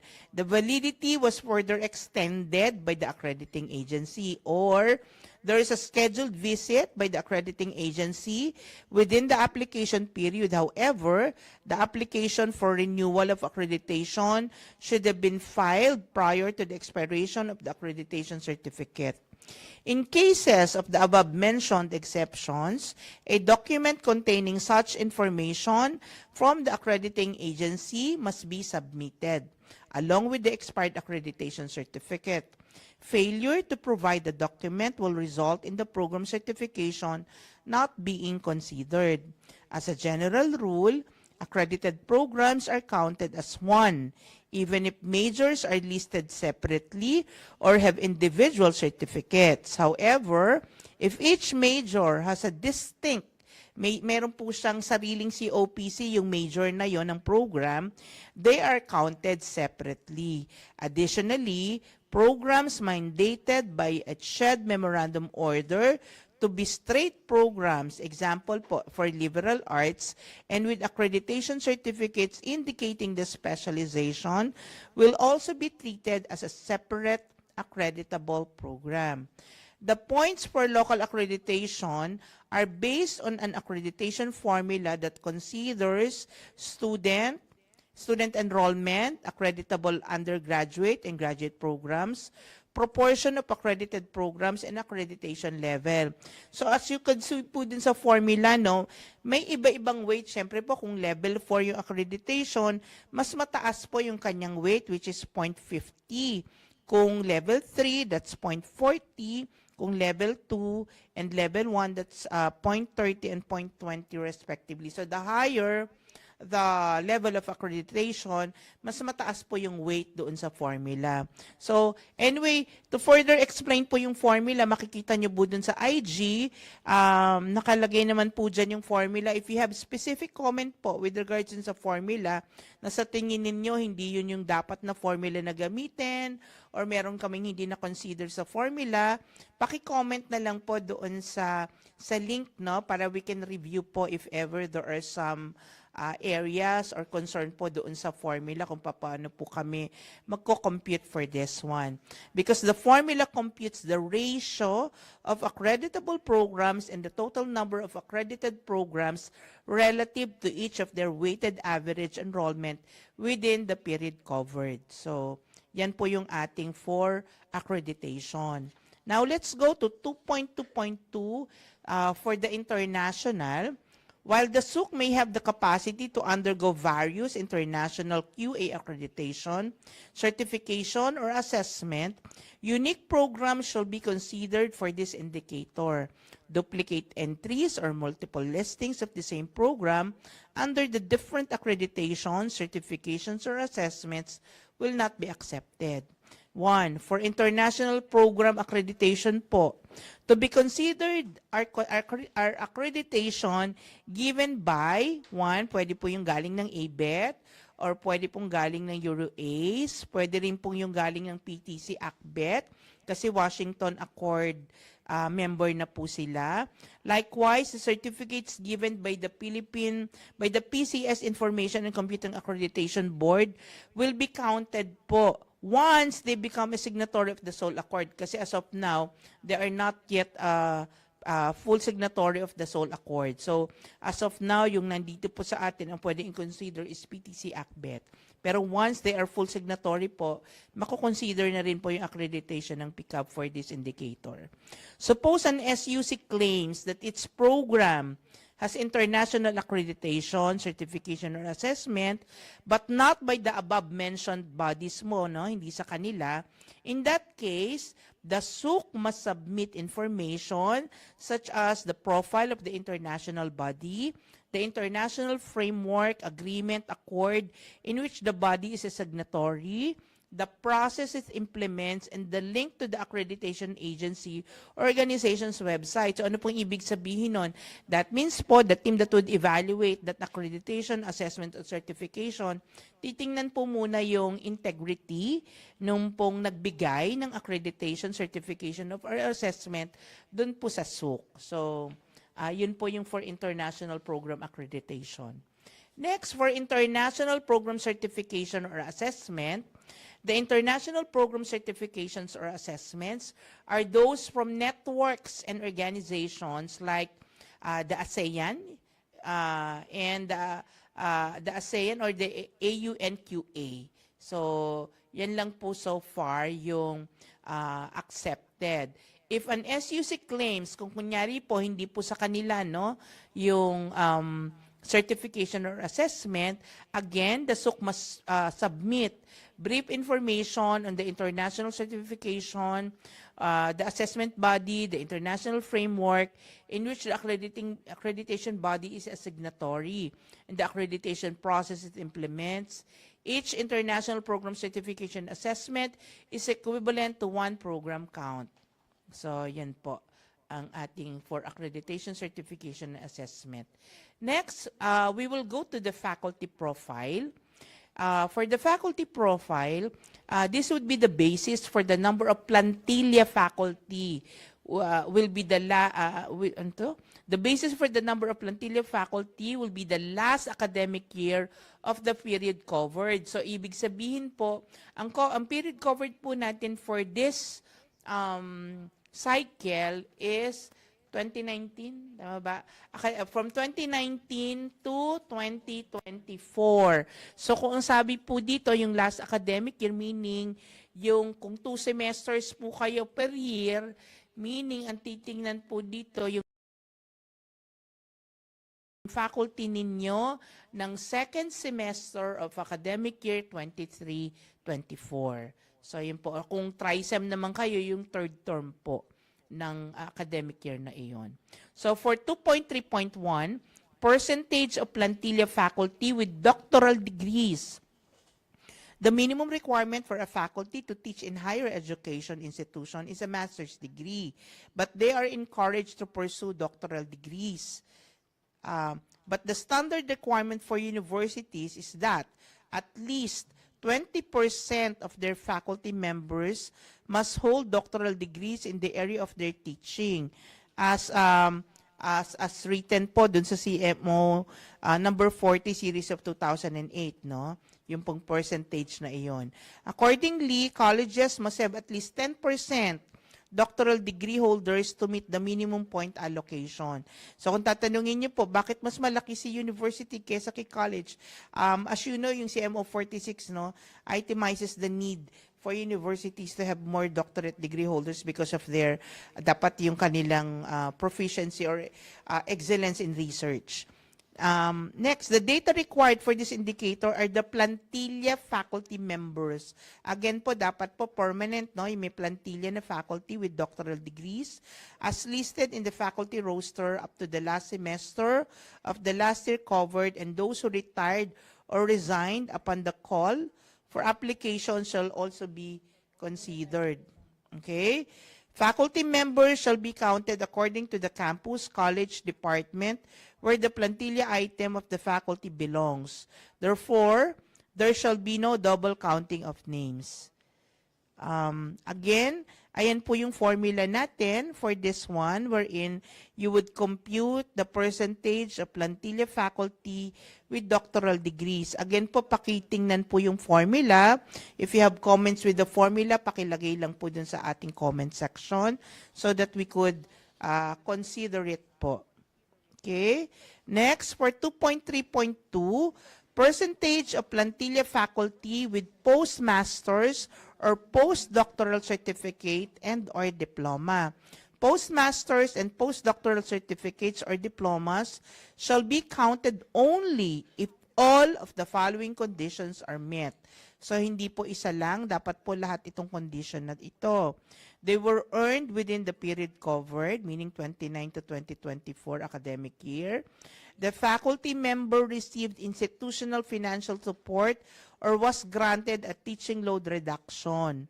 And the program is aligned with the faculty member's field of specialization and current designation. So, kailangan po may support din ng SUC po ito.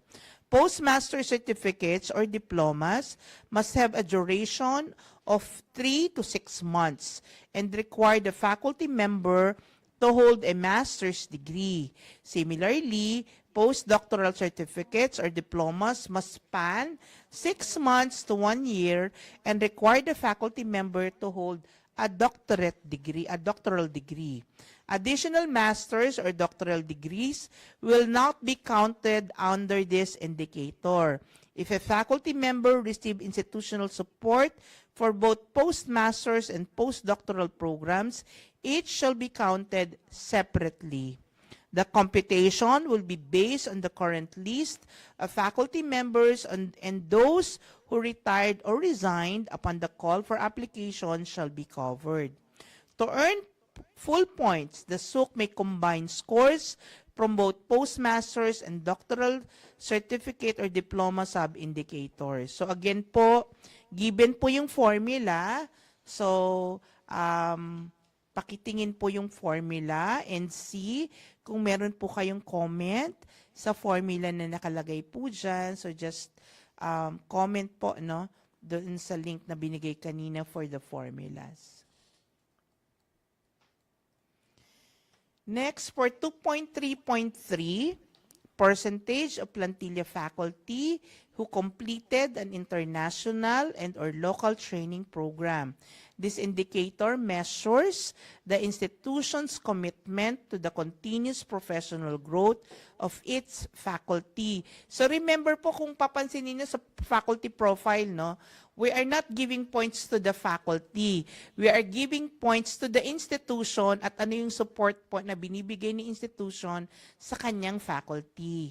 So as a general rule, Only faculty members who were officially designated by the SUC and financially supported to attend international or local training programs shall be counted. So kung sarili pong pera ni faculty yung ginamit niya for this one, syempre makakount yan sa JC pero hindi po siya, makakount po siya sa faculty class pero hindi po siya makakount dito sa SUC leveling. Kasi dapat po merong evidence to show that the SUC supported the faculty. This applies even if the training is not directly aligned with their field of specialization, as such experiences broaden their academic and professional perspectives, provided further that the following conditions are met. 1, they were earned within the period covered and the faculty member received institutional financial support or was granted a teaching load reduction or the deloading equivalent. International trainings can be considered as long as it is held in a foreign country or in the Philippines, pwedeng sa Pilipinas po siya, but organized or hosted by an international organization comparable to United Nations Educational, Scientific and Cultural Organization or UNESCO. Pwede rin pong kasing si CIMEO po ang nag-organize or nag-host, or pwede ring AUN, World Bank, Organization for Economic Cooperation and Development or OECD, British Council, and local training sponsored by the institution can only be considered as long as all of the following conditions are met. The speakers come from external institutions or agencies. Ito po ay kung sa Pilipinas po ginawa. So dapat may external institutions or agencies, yung doon galing yung mga speakers. The topic is relevant to the faculty member specialization or current role. Halimbawa po, yung sa gender and development, kung let's say coordinator siya ng research, no? And there are participants from other HEI. So yun po yung tatlong conditions that must be met, no? Kung dito po sa Pilipinas po ginawa ng mga mentioned comparable organizations mentioned above. Faculty members who were officially sent to training during the period covered but have retired or resigned at the time of the SUC leveling application shall still be counted. To qualify, each training program must have a minimum duration of 8 hours. If a faculty member attended multiple eligible training programs during the period covered, only one instance will be counted regardless of the number or type. To receive the full points, the SUC may earn points from their international or local training or a combination of points earned from each. So that's 2.3.3. We go now to 2.4, Career Service Support Program with office structure, policies, strategies, and activities conducted. This refers to SUC, no? That SUC must have an office structure, policies, or strategies, and should have at least 2 activities conducted per academic year. The activities may include but are not limited to the following: career talk, campus job fair, career advising sessions and trainings, online career portal, job skills, career and interview. For an activity to be considered, it must be accompanied by evidence demonstrating that the activity has been carried out, together with the other required evidence listed in Annex A of the soon-to-be-released and published joint circular for SUC leveling. We go now to 2.5, graduation rate. So, the average percentage of graduates per cohort per undergraduate program for the period covered. So, yung average po, no? So, meaning, dapat po yung SUC talagang binabantayan niya, ilan po ba yung pumasok na estudyante on a particular batch or on a particular cohort, at ilan po yung kanyang napag-graduate, no? With the time required for the students to finish it. Graduation rate should only include those who graduated during the period covered. Only students who dropped out due to medical reasons may be excluded from the program beginning cohort of the program. The program beginning cohort of the PBC refers to the group of students who first enroll in a specific academic program during a particular academic year or term. This cohort is used as the starting point for tracking graduation rates over time within that period. So meaning po kung ang inaccept yung first year student for a particular batch is let's say 50 students, dapat po ang tinitingnan po natin out of the 50, ilan po yung napag-graduate ni school. The program cohort graduates refers to the number of students from a specific program beginning cohort who complete the graduate from the program within the prescribed time frame. So kung 4 na taon po yung programa, dapat within 4 years nakagraduate si student, etc. po kung 5 taon or 5 or 4 na taon. Okay? Now, kung meron pa pong mas mahaba na, let's say, 6 na taon, yung required talaga or nandun sa curriculum to finish the program, sample lang naman po itong Table 5 at saka Table 6 kung papaano nyo kukunin yung inyong graduation rate. So, meron po tayo dyang example na yung graduate po for the first row, no? Yung graduate ng 2019, 2020, ang babalikan po natin dyan is for your first cohort, meaning yung pumasok po na academic year 2016, 2017. Kung 4 na taon po yung program, that means dapat nakagraduate po si student ng academic year 20. So, ang bibilangin po, ilan yung pumasok noong 2016? So, in this case, 100. Ang graduate ng 2019 ay 80. So, ang graduation rate po natin ay 80%. So, and so on and so forth. So, for this particular cycle, since meron po tayong period cover ng 2019 to 2024, meaning po, kukunin natin ang graduation rate from academic year 2019-2020 to academic year 23-24. Kaya lang po, to look back, kung sino po yung cohort na yon, so meaning kung 4 na taon, pabibiling tayo ng 4 years back. Kaya po yung 2019-2020, ang hinanap natin na first year enrollment is ilan yung nag-enroll for this batch noong 2016-2017. Kung titingnan nyo po yung table number 6, ito na po man po yung sample ng table natin kung paano kukunin ang graduation rate kung 5 taon po yung program kung saan naka-enroll si student. So, yan po yung ating sample. So, kung meron po kayong 6 years yung program, you could apply a similar way, no? So, 2019, 2020, bilang po kayo 6 years back, yun po yung inyong program beginning cohort. So, this is per batch, no? Per batch ng inyong estudyante or per cohort. And then, after that po, you would see po yung formula, no? You would see the formula for this one. Okay? So again po, kung meron kayong comment for the formula, message lang po doon sa form.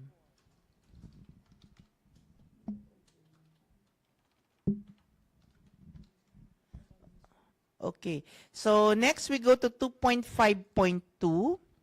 Percentage of graduate disadvantaged students over the total disadvantaged students enrolled in a given batch. This indicator will be implemented in the next cycle. Hindi naman po ito ngayon. Because as you know, ito pong pinapresent namin sa inyo, these are the criteria for the transitory cycle. So hindi po ito, this is a voluntary cycle. Kung sino lang po yung gustong magpasok leveling at this time. So, ito pong 2.5.2, ito po ay i-apply doon sa susunod na cycle, doon sa mandatory cycle after this one. So, we go now to 2.6, percentage of programs with licensure examinations for first-time takers with a passing rate that is consistently higher than the national passing rate for first-time takers. This indicator measures the institutional capacity of SUC to surpass the national passing rate It is not the average rating per program that is being measured. Instead, it will determine the number of board exams, the number of board programs that have a passing rate consistently higher than the national passing percentage. Programs with no first-time takers or no scheduled exams will not be included in the computation. Meaning po, kung halimbawa po yung electrical engineering, meron po siyang 4 na board exam ng PRC, pero dun po sa 4 na yon, 3 lang yung meron kayong nag-exam, so that means dun lang po sa 3 titingnan yung inyong national passing rate po, no? Hindi ko consider yung wala po kayong examinee. The number of programs with a passing rate consistently higher than the national passing percentage will be per year within the period covered. If there are 2 or more licensure examination, yun po yung sabi ko kanina, no? Hindi po isasama kung hindi kayo nag-exam. Only the national passing percentage for first-time takers, okay, shall be used as a basis for comparison with the board performance of the SUC. So, hindi po isasama yung panglahatan, ano. Ang kukunin lang natin is, ano po yung passing percentage ni program for the first-time takers only. The Professional Regulation Commission shall be the main source for the NPP data. Okay? So, ayan po again, presented po yung formula for the board exam. Kindly review po yung formula and give us a comment kung ano po yung violent reaction nyo, no? Kung meron man, for the formulas. Para ma-inform din po kami just in case we overlooked some things po in as far as the formula is concerned. Now, the next one, we'll show you po a table. We'll show you a table computation so that you would have an overview kung paano po ito i-compute. For example po meron po kami ditong nakalagay na 3 program na sample. We have BS Agriculture, BS Nursing, and BS Accountancy. So, nung 2019 po, SPR is the, ano nga itong SPR natin? The SPR is the, ano yung nasa taas natin? NPR is the National Passing Percentage. SPR, anong SPR? Okay, so may nakita na ako agad. Walang ano kung ano yung SPR. So, pasensya na po. So, lalagyan po namin what is SPR is. Okay? So, anong recall nyo dito? What is SPR? So, sige po, add po namin yan what SPR is because I think walang naka-indicate what is SPR. So, indicate po namin yan. Pero, based on the table, this is the, I think, the passing percentage for first-time takers. Tama ba? Itong SPR. Julie, okay, nag-CR si Julie. Sorry po. Sige, balikan po natin yan. So, you have the SPR and the NPR. So, yung national passing percentage po, gets ko na. Yung SPR po is the SUC passing percentage. So, ito po yung SUC passing rate po. So, yung national passing rate is 70% for 2019 for agriculture. Tapos yung po yung SUC passing rate is 50%. So, meaning, kung 70 yung national passing rate, meaning si SUC po, hindi niya naabot yung yung national passing rate. So kaya hinighlight po 'yan. While for VS Nursing po, 100 yung SUC passing rate, 70.5 po yung national passing rate.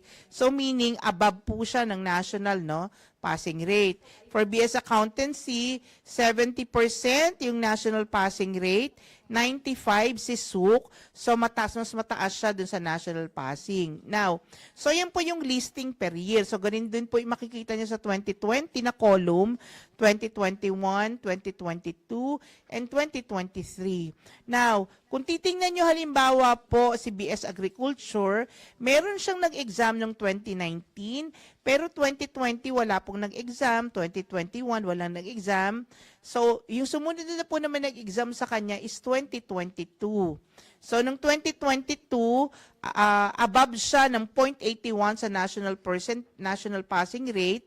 Nung 2023, below siya, no, ng passing national passing rate. So in this case po kasi dito, kung papansinan natin, no, yung nakalist po dito sa table, there are 3 programs.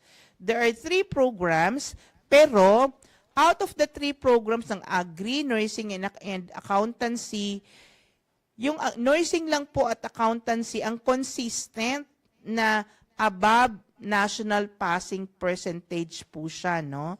So, that's why kung i-compute mo, 3 yung program, 2 lang yung merong consistent na mas mataas si SUK sa national passing percentage or rate. So, that means 2 lang over 3 times 100, 67% lang po yung kanyang makukuha for this one.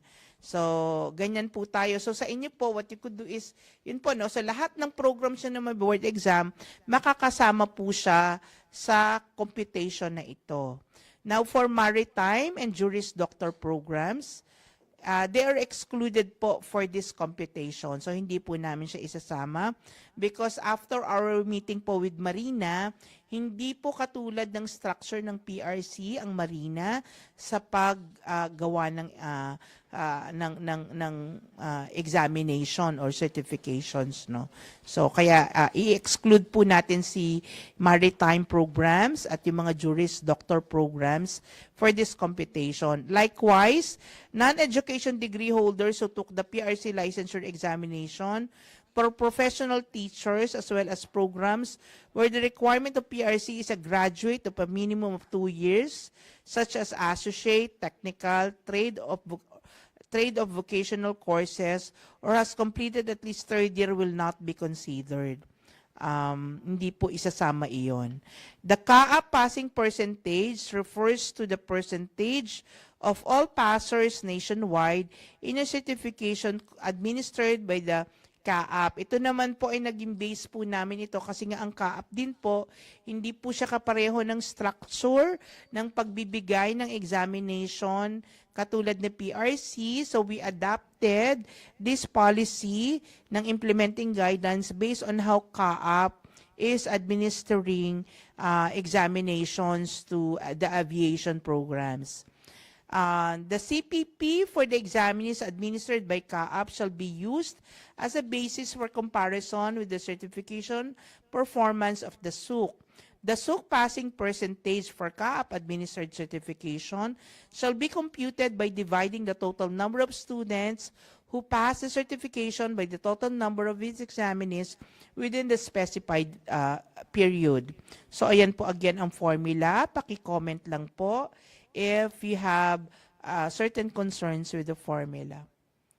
Next, 2.7, employability of graduates. The SUK must be able to trace, okay, at least 75% of its total number of graduates.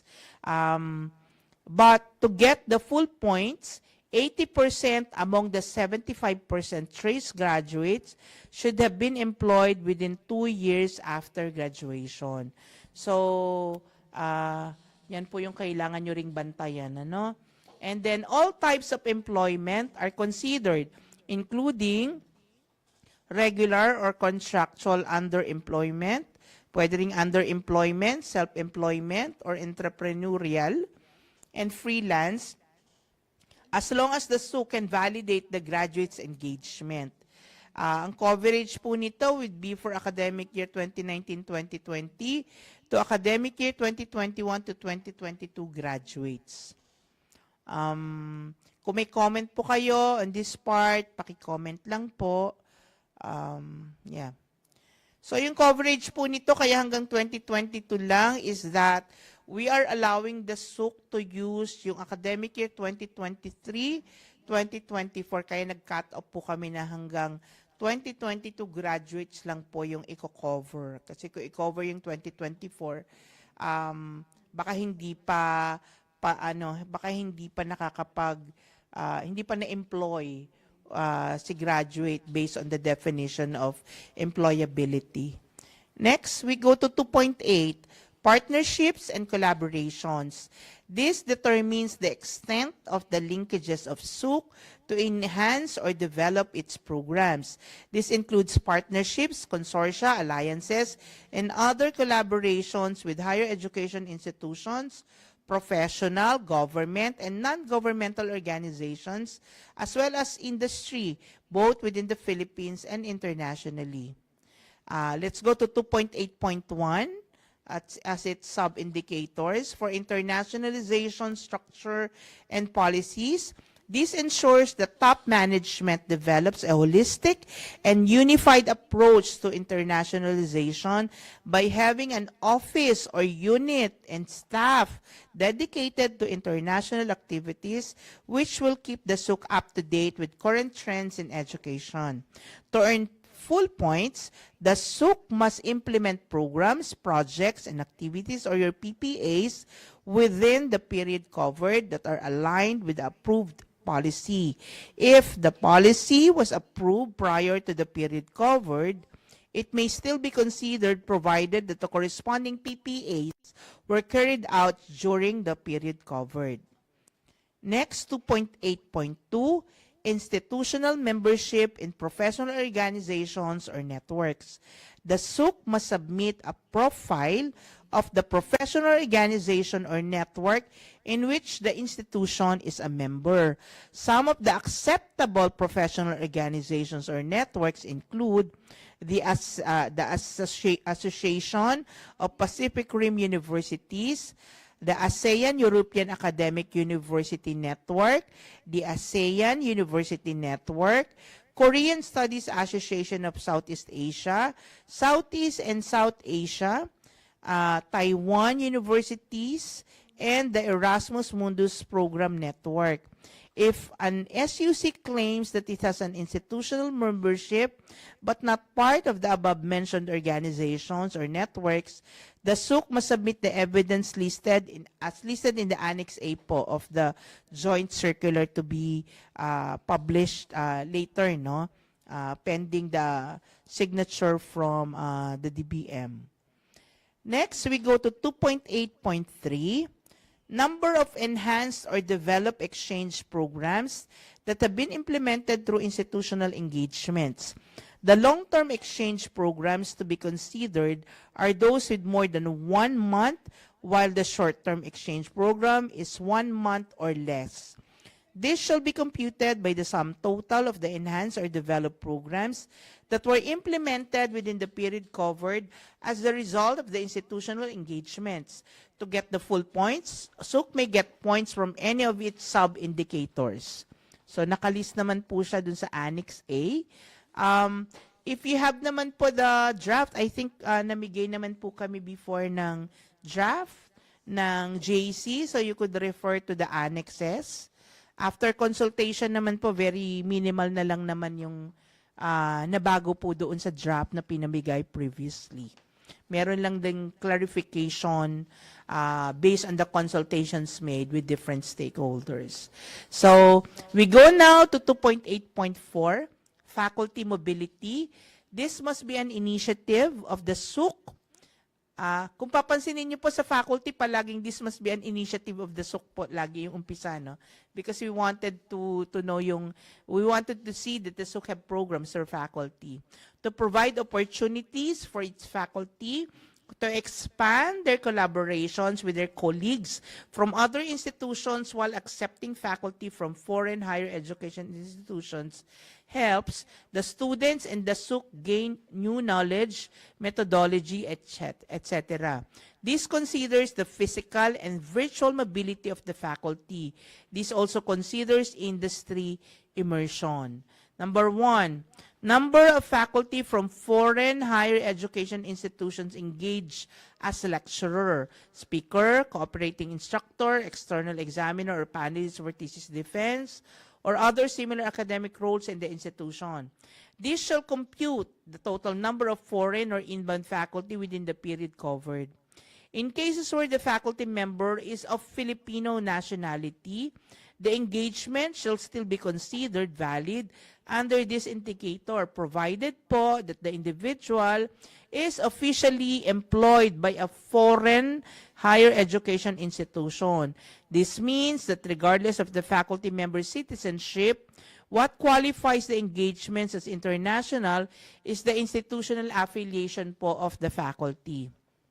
The foreign higher education institution must be based outside the Philippines and recognized as such under its respective national education system. The faculty's involvement in roles such as lecturer, speaker, cooperating instructor, external examiner, or panelist for thesis defense or similar academic functions within the local institution is considered, provided the employment originates from a foreign academic entity. Number 2, percentage of full-time plantilla faculty to foreign higher education institutions engage in short-term faculty exchange program with a duration of at least 5 days to less than 1 month as lecturer, speaker, cooperating instructor, or other similar academic roles or industry immersion. The engagement shall be counted provided that it occurred within the period covered and that the reported duration is exclusive of travel days. Retired or resigned faculty members at the time of the call for application or data validation, but who were officially sent by the SUC to participate in an international faculty exchange program during the period covered shall still be counted under this indicator. If a faculty member was officially deployed multiple times, so suki po si faculty within the period covered, the count shall be limited to 1 per faculty member, regardless of the number of deployments. However, if the same faculty member was also deployed under a long-term faculty exchange program, such deployment shall still be counted separately under sub-indicator 3. So meaning na-deploy po siya sa short-term, na-deploy siya sa long-term, so ang count po niya, tig-isa po, Pero hindi kasi ang tinitingnan natin, ang kinakount dito ang faculty, hindi yung ilang beses nagkaroon ng foreign exchanges or mobility si faculty. Because we wanted as many faculty as possible na magkaroon po ng international mobility. Number 3, percentage of full-time plantilla faculty to foreign higher education institutions engaged in long-term faculty exchange programs with a duration of 1 month or longer or industry immersion. Again, the engagement shall be counted provided that it occurred within the period covered and that the reported duration is exclusive of travel days.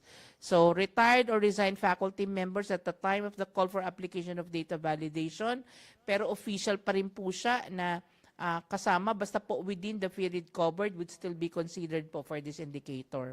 If a faculty member was officially deployed, katulad po yung sabi ko kanina, may isa siyang long-term, may isa siyang short-term, so it would be counted ng tig-isa po, Isa sa short, isa sa long. So again, meron po diyang formula. Kung meron po kayong comments with the formula, kindly do so with the link provided. Next, we go to student mobility, 2.8.5. The engagement shall be counted provided that it occurred within the period covered and that the reported duration is exclusive of travel days. On-the-job training, internships, educational trips, or any similar activities that are part of the academic curriculum or graduation requirements of the students, and activities conducted within the country, even if organized by a foreign institution or organization, are not considered student mobility programs. Okay? I hope po wag nyo nang ipilit na hindi na siya counted, isa-submit pa rin. Kasi actually, yun po yung isang nagpapabagal sa aming pag-validate. Kung pong pinipilit pa rin na parang ang thinking ni Suk is, ay sige, isubmit natin, baka makonsider nila. Kasi hindi po talaga, because we would be following kung ano po yung nasa guidelines po natin. The student mobility program must be voluntary, initiated or supported by the SUC, and is designed to promote and enhance global competencies of the students in any of the following: international exposure, intercultural understanding, networking, and leadership development. Examples of non-curricular student mobility programs include cultural exchange programs, leadership or youth forums, international volunteer programs, summer or winter camps, study tours or delegation visits, and research internships or collaboration projects abroad. During the transition period, meaning ito pong cycle na ito, no, because it covers 2019 to 2024, so malaking consideration po sa paggawa nitong SOC leveling criteria and guidelines na ito, coverage po yung pandemic, ano. During the transition period from the COVID-19 pandemic, particularly in the height of it, virtual student exchange programs were implemented as an alternative mode. As such, virtual international mobility may only be recognized for the academic year 2020-2021. So, dun lang po pwedeng makonsider. Meaning, other academic years, hindi po i-accept yung virtual na student mobility. This is to acknowledge the limitations posed by the travel restrictions during this academic year, provided that the host institution or organization is based outside the country. So, dapat po tagalabas pa din ng country, no? The total number of participants under this indicator shall be the sum of both inbound and outbound students per campus per academic year for the entire coverage period being evaluated. Percentage of outbound and inbound students who participated in a short-term international student exchange program with a duration of at least 5 days to less than a month. If a student was engaged in multiple student exchange programs within the period covered, the count shall be limited to 1 per student regardless of the number of engagement. Baka po kasi paulit-ulit na lang si estudyante, the same student are being sent, no, or having this mobility. So, ang binibilang po dito, hindi po yung mobility activity, but kung ilan po yung estudyante, no, na nabigyan ng ganitong opportunity. However, if the same student was also deployed under a long-term student mobility exchange program, such as engagement shall still be counted separately under sub-indicator number 2. Again, ayan po yung formula. Paki-comment po kung sa tingin po ninyo may mali sa aming formula. Number 2, percentage of outbound and inbound students who participated in a long-term international student exchange program with a duration of 1 month or longer. Ganun din po yung guidelines natin dito. Kaya lang yung short-term nga, it's less than 5 days to less than 1 month. Kapag long-term international student exchange program, it's 1 month or longer. So, we're following the same formula. Pakicheck din po ang formula natin kung meron po kayong concerns with the formula. Now, we go to 2.8.6, number of academic programs developed or enhanced as a result of partnership. This evaluates the number of new academic degree programs developed or enhancements of existing programs as a result of partnership and collaboration with other national and international institutions and industries claimed under KRA 2.8.2. So, merong pong connection, ha. Si 2.8.6, connected po siya sa 2.8.2. So, dapat po align po silang dalawa. Okay? Next is 2.8.7. Percentage of plantilla faculty and undergraduate students with international and local skills proficiency certification. International proficiency certification would include, but not limited to, Common European Framework of Reference for Language or CEFR, or pwede rin pong IELTS, pwede rin TOEFL, pwede rin Cisco, pwede rin yung National NC or National Certifications Level 4 or 5 ni TESDA, Training Methodology Level 2, Assessor Certificate issued by TESDA, also ASEAN Engineer is also considered, and among others. Suppose an SUC claims that its program has international or local skills and proficiency certification but is not part of the organizations mentioned above, in that case, the SUC must submit brief information about the certifying body, the framework in which the certifying body is a signatory, and certification process it implements.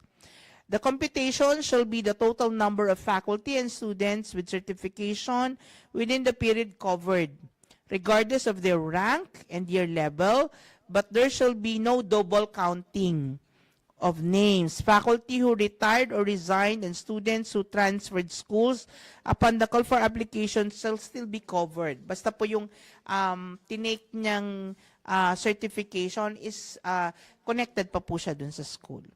Okay? So again, meron po tayong formula for the computation ng faculty at ng formula for undergraduate students. So again, please look at the formula and see kung meron po kayong comments sa formula na pinresent po natin.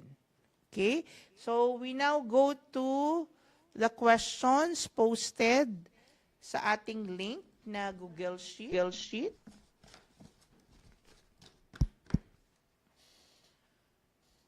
Okay, ito na yung umpisa.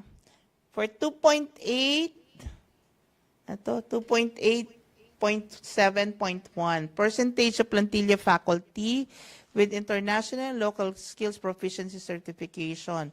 Should the certification be aligned with the faculty's field of specialization?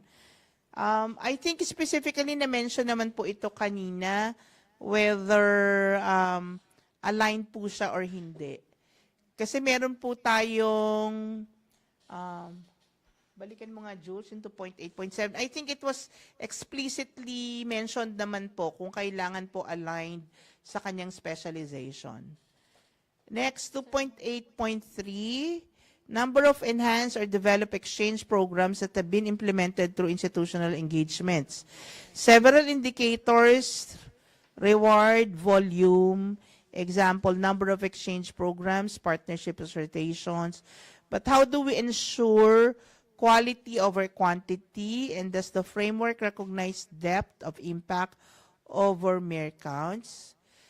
Noted po, pero yung question po on quality over quantity, I think that's why in as much as we can po, we required certain documents to ensure yung integrity po ng mga exchange programs, or kung all throughout po ng mga indicators, you would see na may mga standards na sinet na comparable para sa claim ng institution, or kung hindi man nasa listahan ng mga ina-acknowledge na organizations or institutions, sinasabi po doon na kailangan mag-provide ng documents, no, paano siya, ang tawag dito, kino-consider, anong klase yung organization. So makikita nyo po yan doon sa Annex A, tama ba? Sa Annex A, nandun po yung listahan ng mga documents that we would be needing to establish na ng integrity for those particular indicators po. Yes, sir. Because if you talk about exchange program, this is normally approved by the Board of Regents. And of course, it has to be vetted by our International Service Affairs Office at the Commission on Higher Education. So hindi lang ito padamihan ng exchange program, with the foreign universities or foreign institutions, you have also to take note that these are legitimate and, of course, recognized universities or institutions. So we can still validate this through our International Service Affairs Office. Okay. Thank you. Okay. Flash namin po yung 2.8.3. Baka po meron rin kami nakalimutan pagdating sa evidences po, no? Sa evidence. Okay, so nakalagay po dito sa Annex A, duly accomplished template, kasi we would be providing a template for you to do this or to input this. So ang requirement niya is MOA or MOU with evidence of implementation for the period covered. Tapos katulad po ng sinabi ni Sir Muyong, board approval for the implementation of the Enhance or Develop Exchange Program. So meaning po, we trust that the board was already vetted po yung exchange programs. Kung sa tingin niyo po may kulang pa na requirement that we need to ask for this indicator, kindly pakilagay po doon sa inyong comment para po at least we could take a look at it and see kung kailangan po talagang i-add yung document na yun for this indicator. Okay? So, next question, Alexon. Next is again, saan siya? 2.8.3, number of finance, so the same, no? Does this need to be solely initiated by the SUC or can it be developed in collaboration with other organizations? Wait lang po balikan po namin.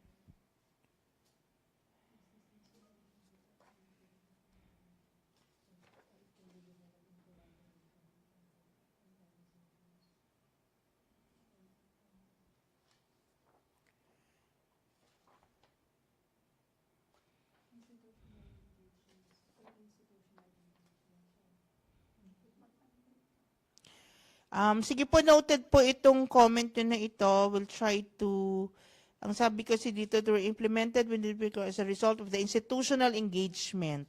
So wala po ritong minention na parang kumbaga collaboration with maybe another SUC, tapos sabay kayo nakipag-collaborate dun sa organization. So hindi po siya nakalagay dito, but we will take a look po if this could be included. We will consult po with our technical working group on this and see how they look at it po. So last question to be read po today, compliance with the CHED minimum standards for academic program within the period covered. Question is, the guidelines assume all programs are equally resourced and supported across campuses. But what institutional support is actually available for under-resourced units to catch up, especially those with no full-time QA personnel or limited plantilla faculty? Parang this question is across all the different indicators. Pero yung una ko naiisip, baka yung question mo, kung kasing COPC, katulad nung sabi kanina, the requirement is that different campuses must have different COPC. Kasi po kung may COPC, nandun po yung learning support, nandun yung tawag dito, faculty, learning resources. So, lahat ng kailangan ng program in as far as equitable na support ng institution with that particular campus, yun po kasi yung gauge. Pag may COPC, that means that particular campus has the requirements or the resources needed to deliver the program. But we will take a look at it din po. Kasi nga yes sir.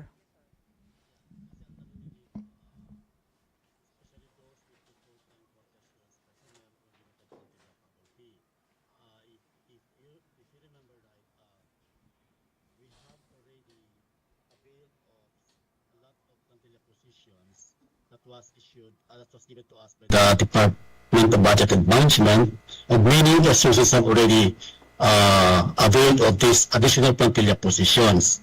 With regards to quality assurance personnel, ROS Phase 1 provides a plantilla position for quality assurance officers. So every SUC have a quality assurance officer and we support.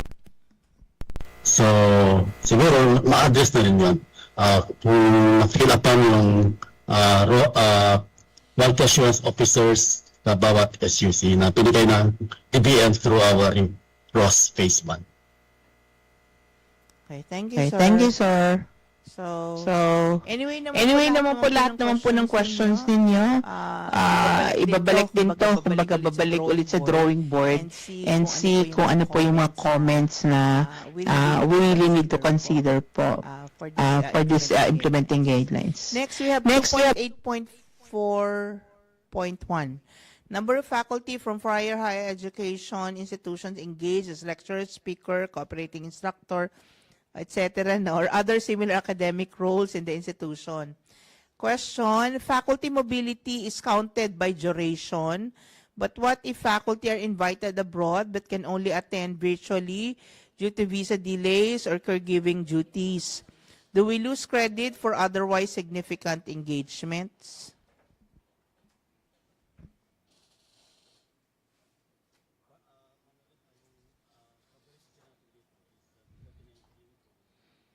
(2024), sir. Yes po. All of our engagement in the foreign partners are through online. So if there are documents that can prove that we really have conducted or attended seminars or we were invited as lecturer, there are documents that can prove for this. So we can give credit to that as long as it is supported by documents, because during pandemic period, we did not stop collaborating with our foreign partners, with our partners in the, of course, in our universities and colleges outside of the country. So mayroon tayong documents na mapapakita na we go on with our engagement with our foreign partners through our international relations office, or if you have your established office for the external affairs relations. Yeah. Sir, actually, dun sa mga part na meron naman parang in-accommodate din with the guidelines. With certain standards din and guidelines for it. Okay. So again, thank you for KRA 2. We'll take a look po. Lahat naman documented po lahat yung questions, no? So we'll bring this back to the working group and then look at all of this po. Okay. So Alison, you have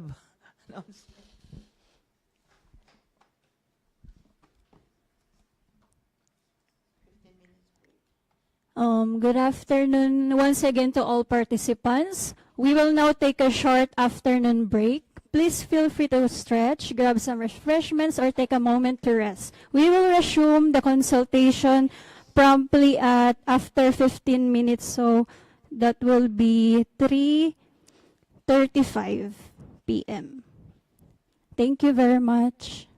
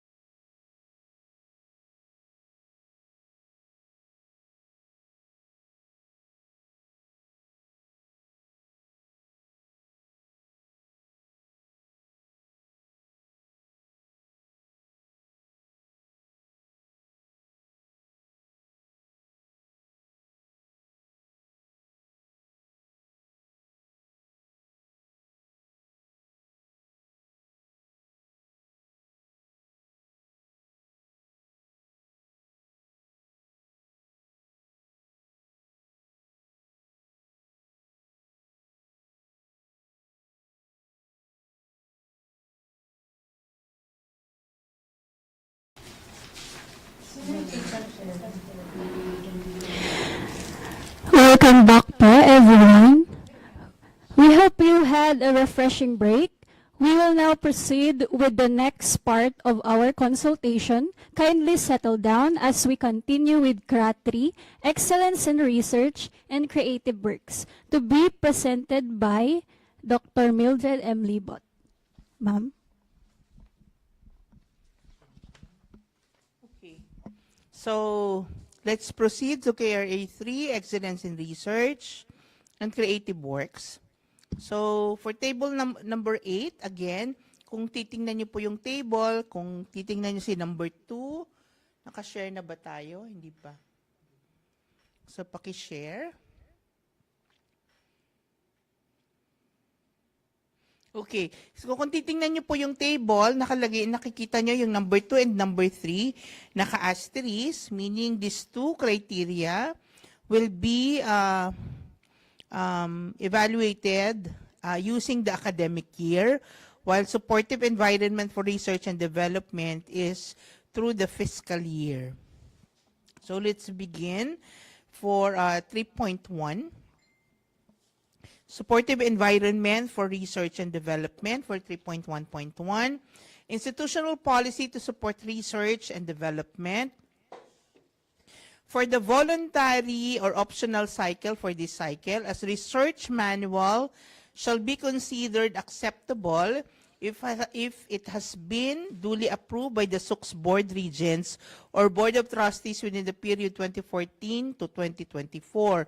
For the mandatory cycle of evaluation, SUCS shall be required to submit the updated board-approved research manual. 3.1.2, number of research collaborations with other research agencies and or academic institutions and with active MOA or MOU or letter of intent or statement of engagement or any equivalent document within the period covered. An active MOA or MOU, the letter of intent or statement of engagement or any equivalent must have documented activities conducted within the period covered, regardless of the date both parties signed it. This shall be the sum total of all the collaboration activities per campus per academic year within the period covered. For every international research collaboration, 1 point. For every local research collaboration, 0.5 points. So, ito po yung sample computation for earning the points for this criteria, as in table 9.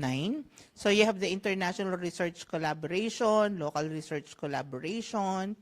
So kung ilan po iyan, it will be multiplied, no? Equivalent po siya kung 3 at 8 ang naging local na research, 3 ang international, so 7 points.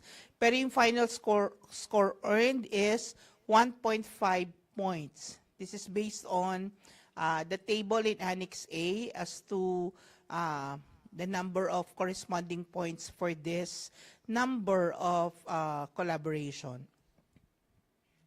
3.1.3, total amount of externally generated research funding during the period covered. This shall be the total amount indicated in the Memorandum of Agreement or Memorandum of Understanding in the period covered. So, doon po siya ibibase kung magkano po yung nakalagay doon sa MOA or MOU. Next, 3.1.4, average utilization rate of total allocated funds for research and development during the period covered. This evaluates the actual cumulative expenditure, both from GAA and internal external funds intended for conducting research. Again, yung formula po andyan. So, pakicheck lang po and have your comments kung may concerns po kayo with the formula. Next, 3.1.5, number of research laboratories or centers established for research undertakings, incubation centers, social science and policy centers, or science and technology parks. Number 1, for science and technology related. Laboratory space for STEM programs includes but is not limited to biology and chemistry laboratories. These are laboratories used for research and not for instruction. Example, physics laboratory for an accredited MS Physics program. Hindi po siya kasali. Dapat po may separate for research. These research laboratories are outside of the minimum requirements of the PSGs and are intended for specific purposes. Equipment with the same functionality shall only be counted once regardless of the quantity. Halimbawa po, 5 yung microscope for research, for the research laboratory. Ang bilang po nun, 1 lang po. For other fields, non-STEM programs include the Social Science and Policy Research Center, which has a framework that describes the research and development agenda. The center features dedicated office space, a designated program or center director, staff, and resources, as well as ongoing projects within the covered period. This also includes local study centers. Next, 3.2, Human Capital for Research and Development. 3.2.1, average percentage of plantilla faculty with at least 1 patent or publication in internationally indexed journals within the period covered. The percentage shall be computed as the total number of plantilla faculty, regardless of rank, with at least 1 patent or publication in internationally indexed journals over total number of plantilla faculty. The percentage shall be computed per year. The initial implementation of this guideline and in the succeeding cycles, the formula to be used is the same except for the denominator. To be considered as internationally indexed journals, the articles must be published in a journal listed in the database of ASEAN Citation Index, Scopus, or in the Web of Science. The data required for this indicator are the plantilla faculty members with a patent or publication in internationally indexed journals based on the faculty roster up to the last semester of the last year of the period covered. And those who are retired or resigned upon the call for application shall also be covered for this one. So again, andyan po yung formula. Paki-comment na lang po if you have concerns with the formula. Next, 3.2.2, average percentage of plantilla faculty with at least 2 research or creative work outputs published, presented, or exhibited. This indicator counts poster presentations as well as publications that are not in the internationally indexed journals, provided that no faculty names are double counted. If the faculty was counted in KRA 3.2.1 but has a publication not indexed internationally, the faculty shall still be counted provided that the research is different. This outlines the recognition and evaluation of plantilla faculty creative work produced within or outside their academic discipline, provided that their institution supports such work and has brought recognition to the SUC. For creative work refers to original outputs in the fields of literature, visual arts, performing arts, architecture, design, and digital media, including games and applications. These include but are not limited to novels, poems, plays, essays, paintings, sculptures, photograph, musical compositions, choreography, stage plays, maps, technical drawings, and other innovative works in the arts and humanities. For creative performing artworks, including music compositions, stage plays, and choreography, the work must be original, peer-reviewed, and copyrighted in the faculty's name. Performances may include the faculty's work or those of others but must take place in a venue organized by a reputable organization. Only the first official performance of the work will be considered for recognition. Creative works in the visual arts, such as paintings, sculptures, photographs, and films must be exhibited in a formal or recognized venue. A formal venue must demonstrate credibility, a track record of curating or hosting quality works, and ideally involve a selection, jurying, or review process to ensure standards and authenticity. Similarly, only the first exhibition of the work will be counted for architecture, engineering, and industrial design outputs. The work must undergo either a juried evaluation, such as participation in design competitions, or a peer review conducted by a recognized expert in the relevant field. Literary works, including novels, short stories, dramas, essays, and poems, must be published by a reputable publisher. Acceptable publication formats include books, anthologies, literary magazines, or other established platforms in print or digital form. Only original works will be credited, and appropriate documentation must be provided to support the claim of authorship, peer review, publication, performance, or exhibition. Additionally, only the first public presentation or release of the creative work will be acknowledged under these guidelines. Again, andyan po yung formula. Paki-comment na lang po if you have comments with for this indicator. Next, 3.2.3, number of plantilla faculty with awards received for research or creative work. This shall be measured by the number of full-time faculty recognized by national or international external award-giving bodies, with criteria for awarding mainly based on research outputs, provided that such an award was received within the period covered, provided further that faculty shall only be counted once regardless of the number and type of awards received, both international and national. In case a faculty is both an international and national awardee, only the international award shall be considered. Also, there shall be no double counting of names. To be considered are outstanding young scientists or of DOST-NAS, National Research Council of the Philippines, Philippine Quill Awards of IABC Philippines, DA Bureau of Agricultural Research Award, and Bagwis Award by DTI. Suppose an SUC claims that it has been given an award but not by the identified body mentioned above. In that case, the SUC must submit brief information on the award-giving body, the framework in which the award-giving body is a signatory, and process it implements. In-house awards are excluded and are not counted in this indicator. Additionally, awards received during paper presentations, such as Best Conference Paper, will not be considered. This also applies to awards given by the SUC to its faculty, which are vetted by external experts or evaluators.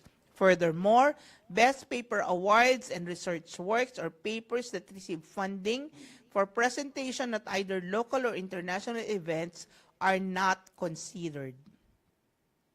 Next, 3.3, institutional research and creative outputs. 3.3.1, number of research or creative outputs registered as intellectual property rights but not utilized commercially. This covers all patent, utility models, industrial designs, and creative outputs registered as intellectual property rights but not utilized commercially during the period covered. Whereas, for every unutilized patent, it would receive 0.5 points. For every unutilized utility model or industrial design, that's 0.125 points. Sample computation is given below. Table 10, the computation is based on the computation or the points allotted for this particular indicator as presented in Annex A of this particular indicator. For 3.3.2, number of research creative outputs registered as intellectual property rights and utilized for commercial or industrial purposes. This covers all patents, utility models, industrial designs, and creative outputs registered as intellectually property rights used for commercial or industrial purposes within the period covered. Table 11 presents a sample computation for this one. Again, the basis is Annex A of the joint circular to be published later. Next, 3.3.3, number of research outputs outputs or creative works that were published or presented or exhibited or utilized. This shall be the total of all the research outputs, creative works published, presented, exhibited, utilized within the period covered. The output should have been completed within the period covered and shall only be counted once. However, if a single output qualifies under multiple categories as listed in Annex A, only the highest applicable point shall be awarded. Publication in conference proceedings is considered for this indicator. To qualify as a creative work, the output must attain all of the following elements. Again, it should have all of the following elements. 1. An original creative work, a live performance of creative work or creative works, recorded or rendered creative works, curated or produced substantial public exhibitions and events, or a portfolio of creative outputs. Must be publicly available. Okay?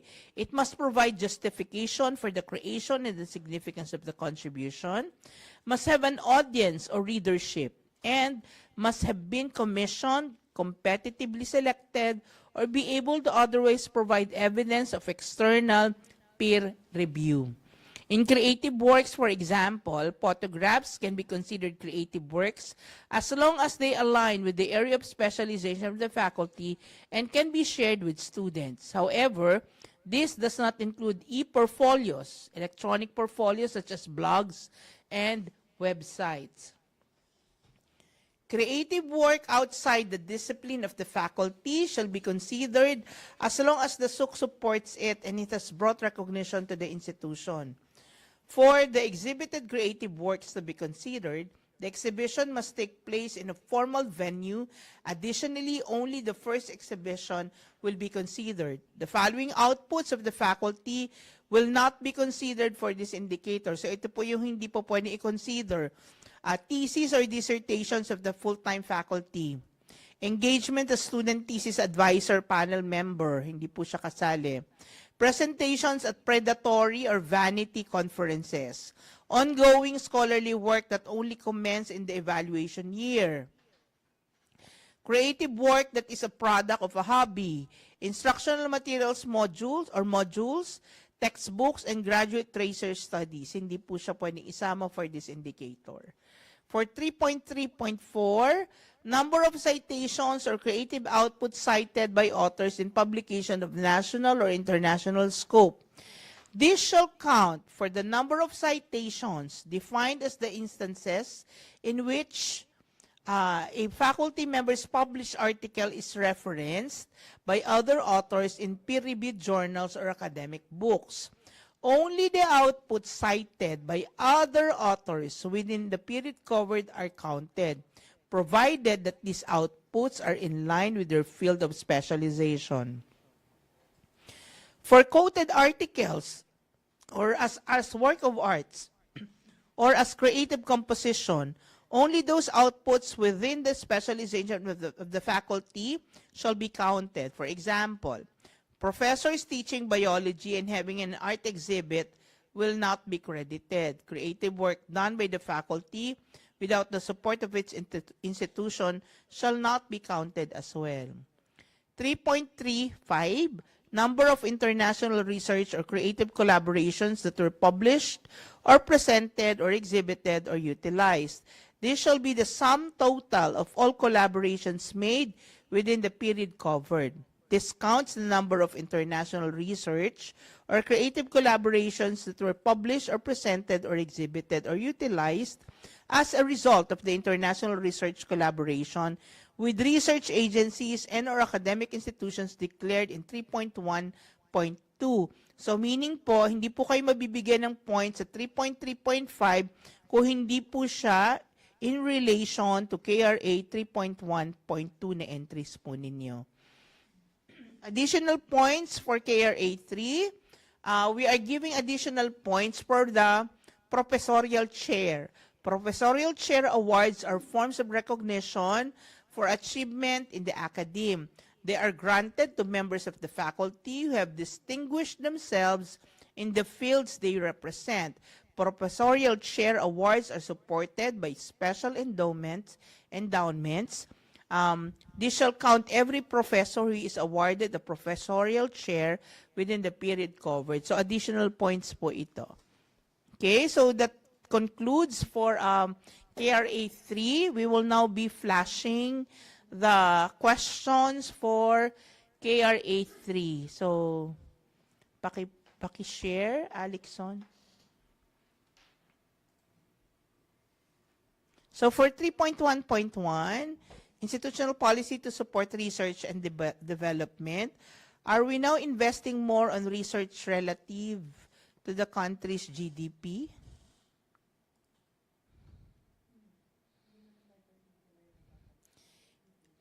Parang hindi naman masyadong particular, ma'am, if it is relative to the country's GDP. What we wanted is for institutions to strengthen the research. So, kaya itong KRA 3 is basically focused on research po, but not necessarily relative to the country's GDP. Sir? Ito is the research policy, institutional policy to support research and development should be anchored also on the research agenda of the institution, of course, with the national policy. So pag mayroon tayong NERA, the research and development activities should be anchored on their approved research agenda. So naka-align siya naman. Kasi all research activities should be anchored on the national research agenda and of course institutional research agenda that is downloaded to the colleges and campuses. Sir, tapos at the same time, I think I remember in one of the instances, parang syempre pag nag-create naman ng research agenda si SUC, it should be aligned with the national agenda rin ng Pilipinas, no? So, yun naman yung expectations. Research agenda naman. Opo. So, next 3.1.1, same criteria. The research and extension indicators rely heavily on formal MOUs or MOAs and tracking of utilization. But many grassroots collaborations are informal or undocumented. How do we honor these engagements without getting 0 points?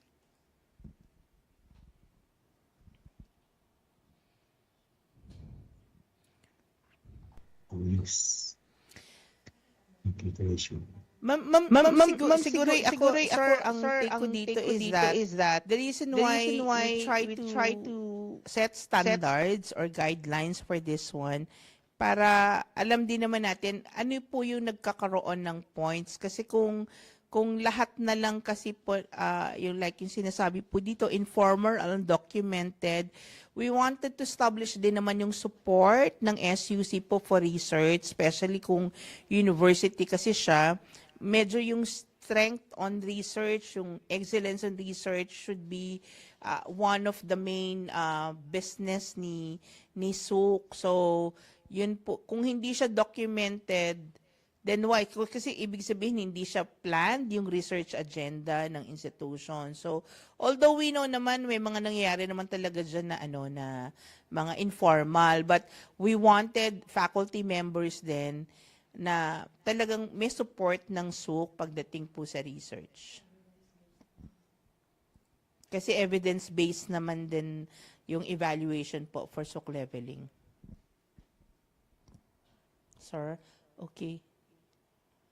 So for 3.2.1, average percentage of Plantilla faculty with at least one patent or publication. Ang tanong is, do we have reference period when the research published was presented? In the previous SUC leveling instrument, the coverage was past 3 years. Does this apply to the new instrument? Parang may last.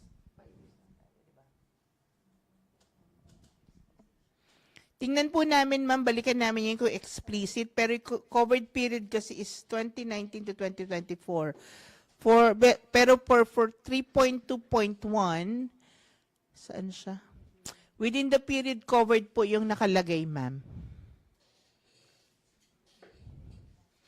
So 2019 to 2024, yung academic year covered by those period po. Next, 3.2.3, number of Plantilla faculty with awards received for research or creative work. That this include the winners in the National Research Symposium of the AOSTP card. Do the second and third placers include? Ano sabi? We'll take note of this and bring this back to the technical working group po. And then, next question, 3.3.5. Number of international research or creative collaborations that were published or presented, exhibited, or utilized. Please further define collaborations that were published or presented, exhibited, or utilized. Are we referring to outputs of these collaborations?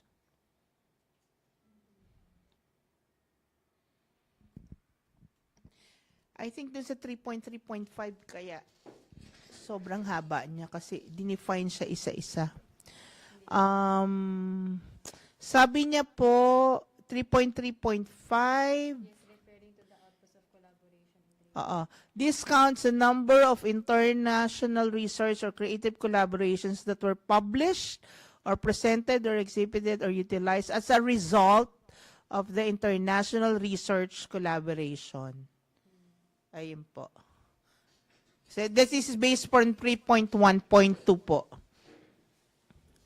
Kung hawak niyo po yung guidelines, ma'am, nandoon nakalagay po siya. Okay? I think those are 5 questions already. So, yung iba naman po, documented naman po yung inyong mga concerns. So, we will take a look at it after this consultation and take note of all of that. So, we'll proceed to KRA 4. Julie? Thank you po, Ma'am Mildred. So for KRA 4, Extension Services, the Extension Services and Community Engagement are among the core functions of SUC, which must be anchored in the institution's VMGO.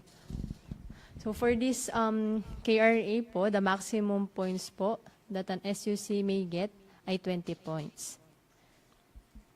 So kung napapansin po ninyo with the 4 indicator or criteria, ang isa po dyan yung number 1 will be based on the fiscal year, while the last 3 criteria po will be based on the academic year. So kindly comment po sa aming Google form kung tama po ba yung pagkaka-label po namin na ang supportive environment for extension services and community engagement lamang ang ay under lang ng fiscal year, while the rest po ay academic year. Okay po, for 4.1, supportive environment and extension services and community engagement or ESCE.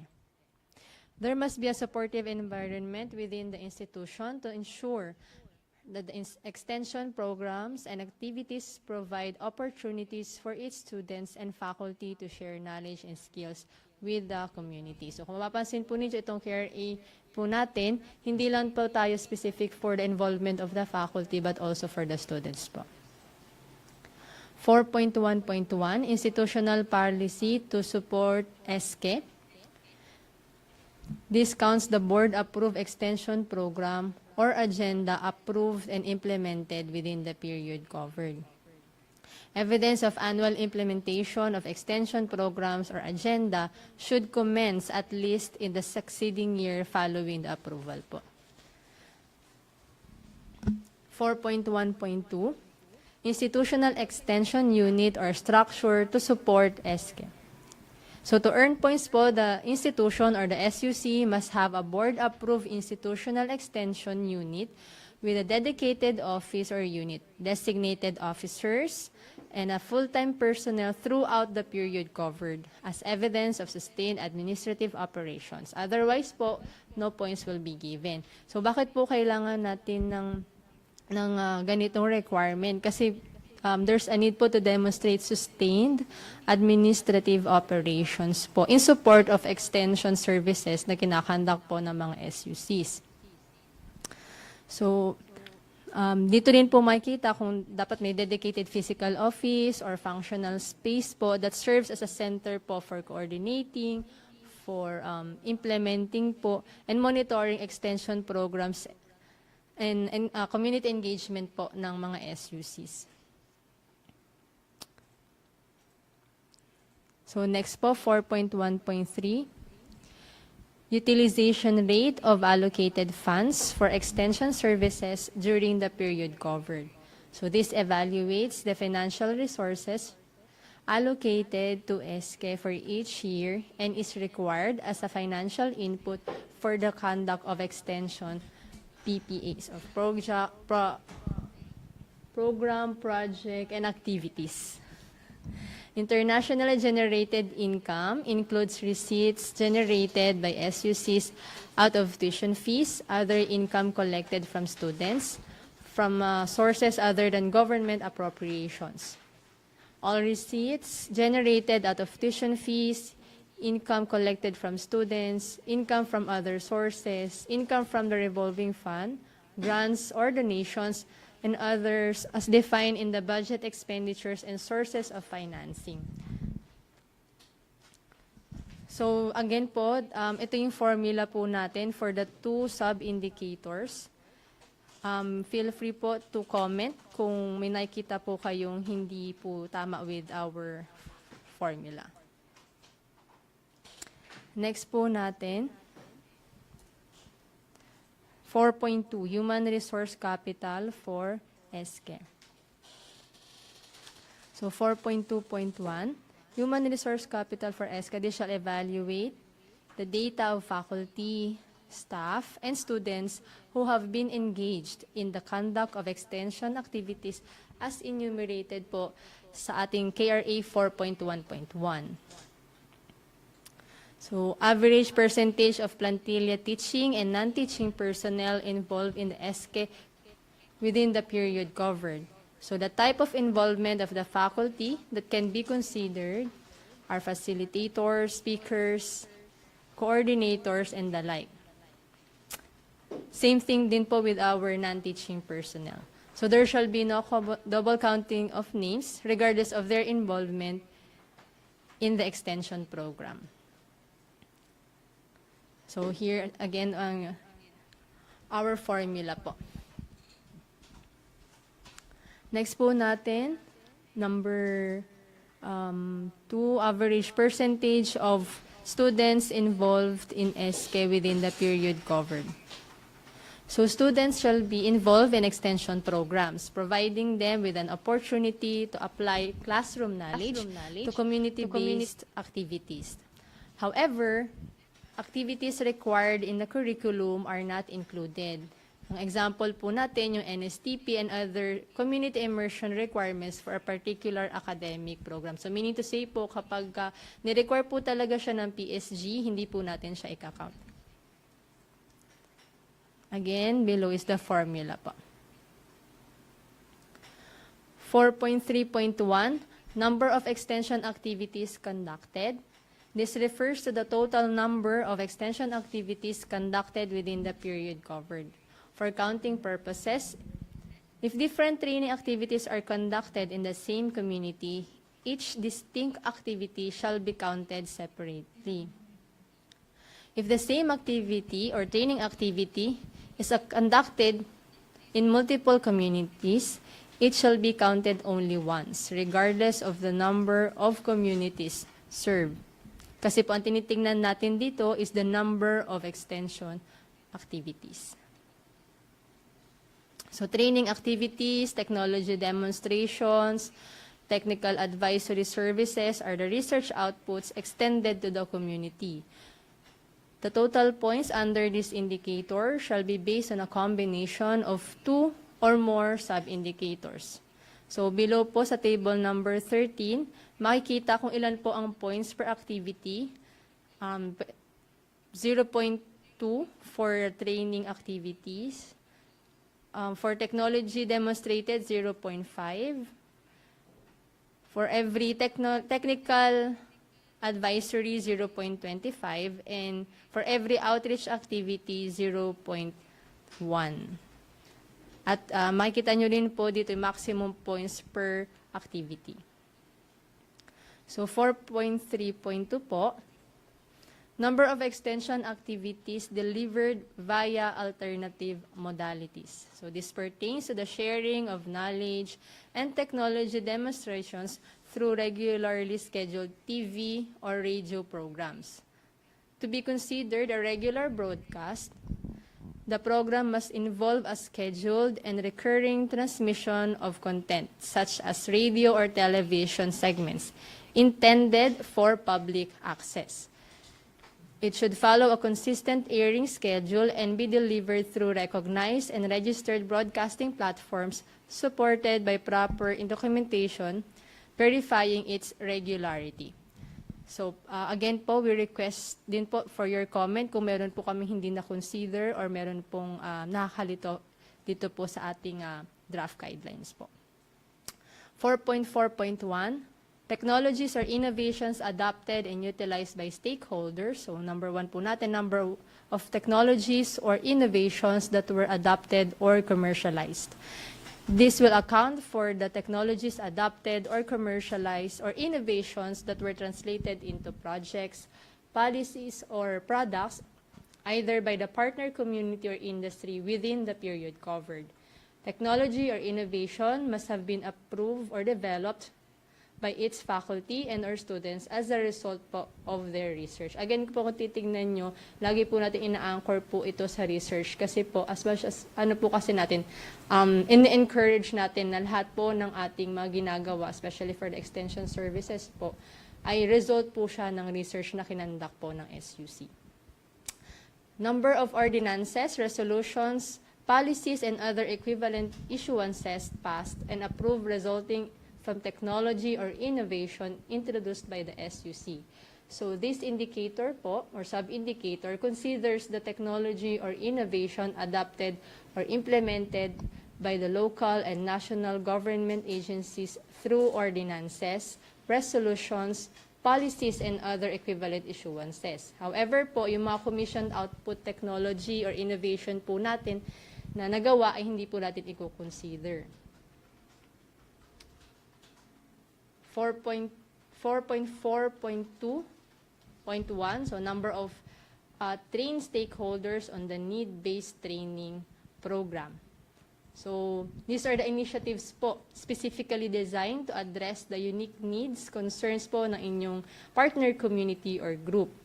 And of course, as the title po, nagsabi na po ng need-based, so dapat po base po siya, hindi po siya parang naglagay lang sa SUC nung training program doon na hindi naman talaga need ng community niya. So, these programs are developed based on a thorough needs assessment which may involve surveys, consultations, focus group discussions, or community profiling to identify knowledge gaps, livelihood challenges, social issues, or development community opportunities within the community. This shall be the sum total of all the trainees within the period covered. In addition to it, trainees from the same community but able to receive different training programs shall still be counted. Kasi tinitinan din po natin kung yung talagang effort po ng ating SUCs in terms of providing po ng extension services po nila.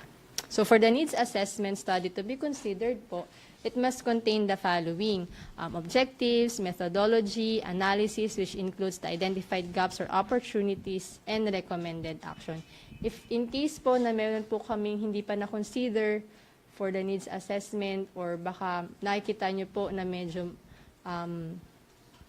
may suggestion po kayo on how to improve po, ano po yung mga kailangan for the needs assessment study, kindly provide po sa ating Google form. Same thing din po, with the process post-training evaluation results, ito po yung elements na nire-require po natin. Objectives, evaluation forms, so 51% of the participants provided feedback, data analysis, and interpretation, and action-oriented summary. Meaning po, yung results, i-highlight po kung ano, what went well and what needs to be improved po.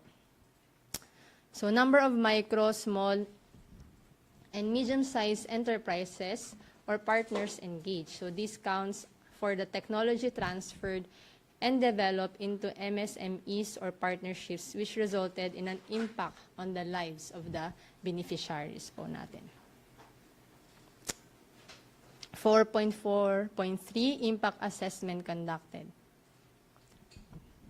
This shall be the sum total of all the impact case studies conducted within the period covered by the external experts.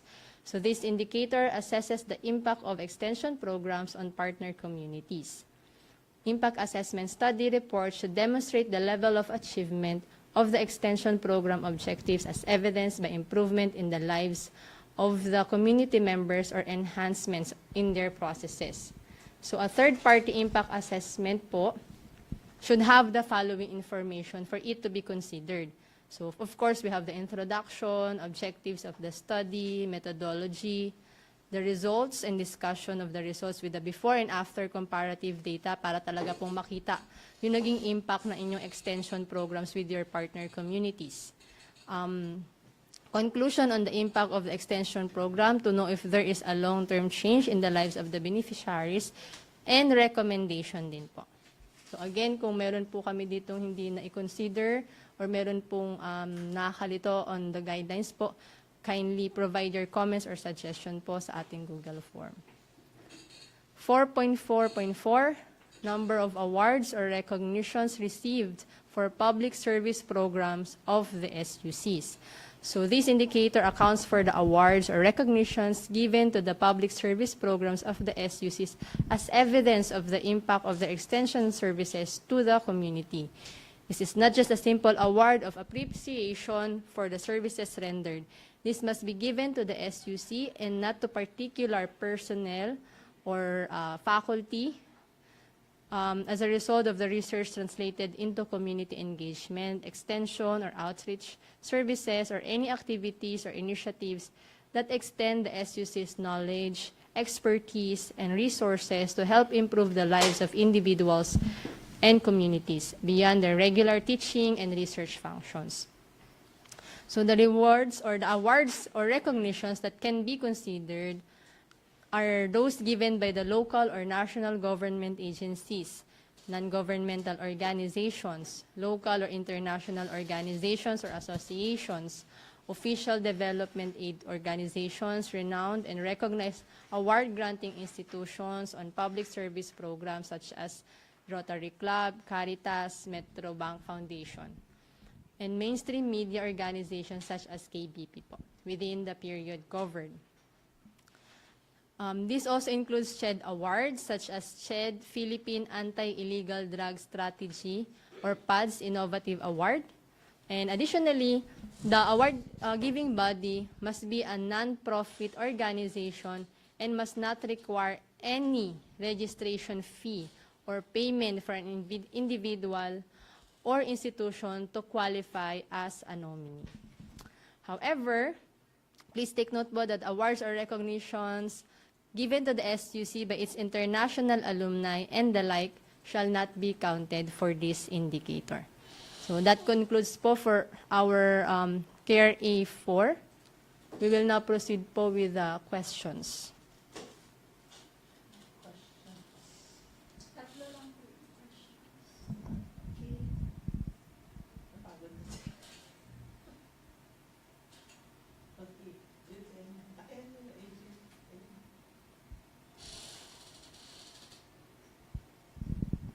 Sige po, for 4.1.3, utilization rate of allocated funds for extension services during the period covered. A lot of the requirements seem written for large or flagship SUCs with full capacity. What accommodations or differentiated expectations exist for SUCs still in transition or with small budgets? Sir Muyo yan to. Sir Muyo. Sir, walang friend.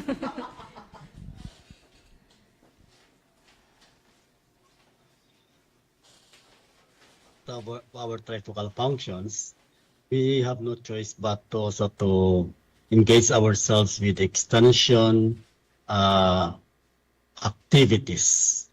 So necessarily, part of our income in the Fund 164, that is a percentage of that is also allocated for extension services.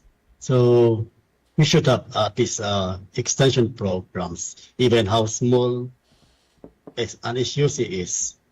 We cannot do away with our one of our trifocal function, which is extension services. So mayroon pa rin tayong extension.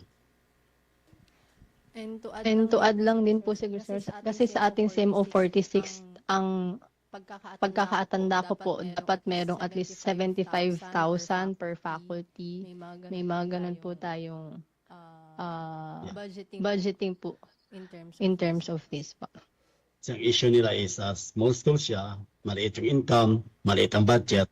So they have an issue on how can they allocate funds for the extension services. So kahit na maliit, mayroon pa rin silang budget for the extension services. Yes, sir. Yes, sir. Sige ba, for 4.2.1.1, average percentage of plantilla teaching and non-teaching personnel involved in SK within the period covered. Clarify if non-teaching personnel are included in this since the definition only stated faculty.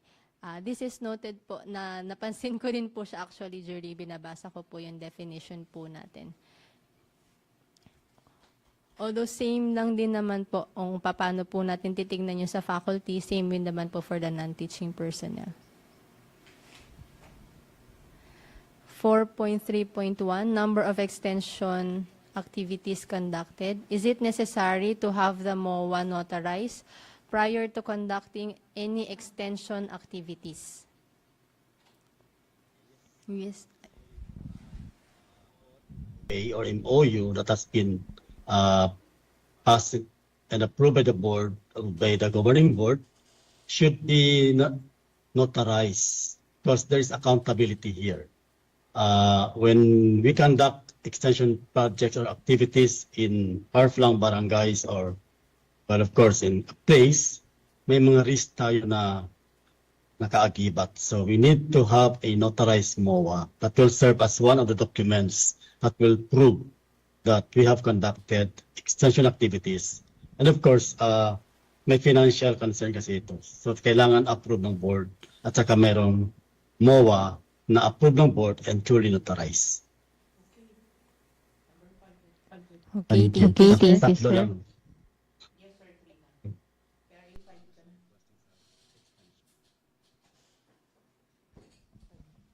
Sige, sir. We will proceed now with KRA 5. So, may we have po, Sir Muyong po to discuss the governance and management of resources.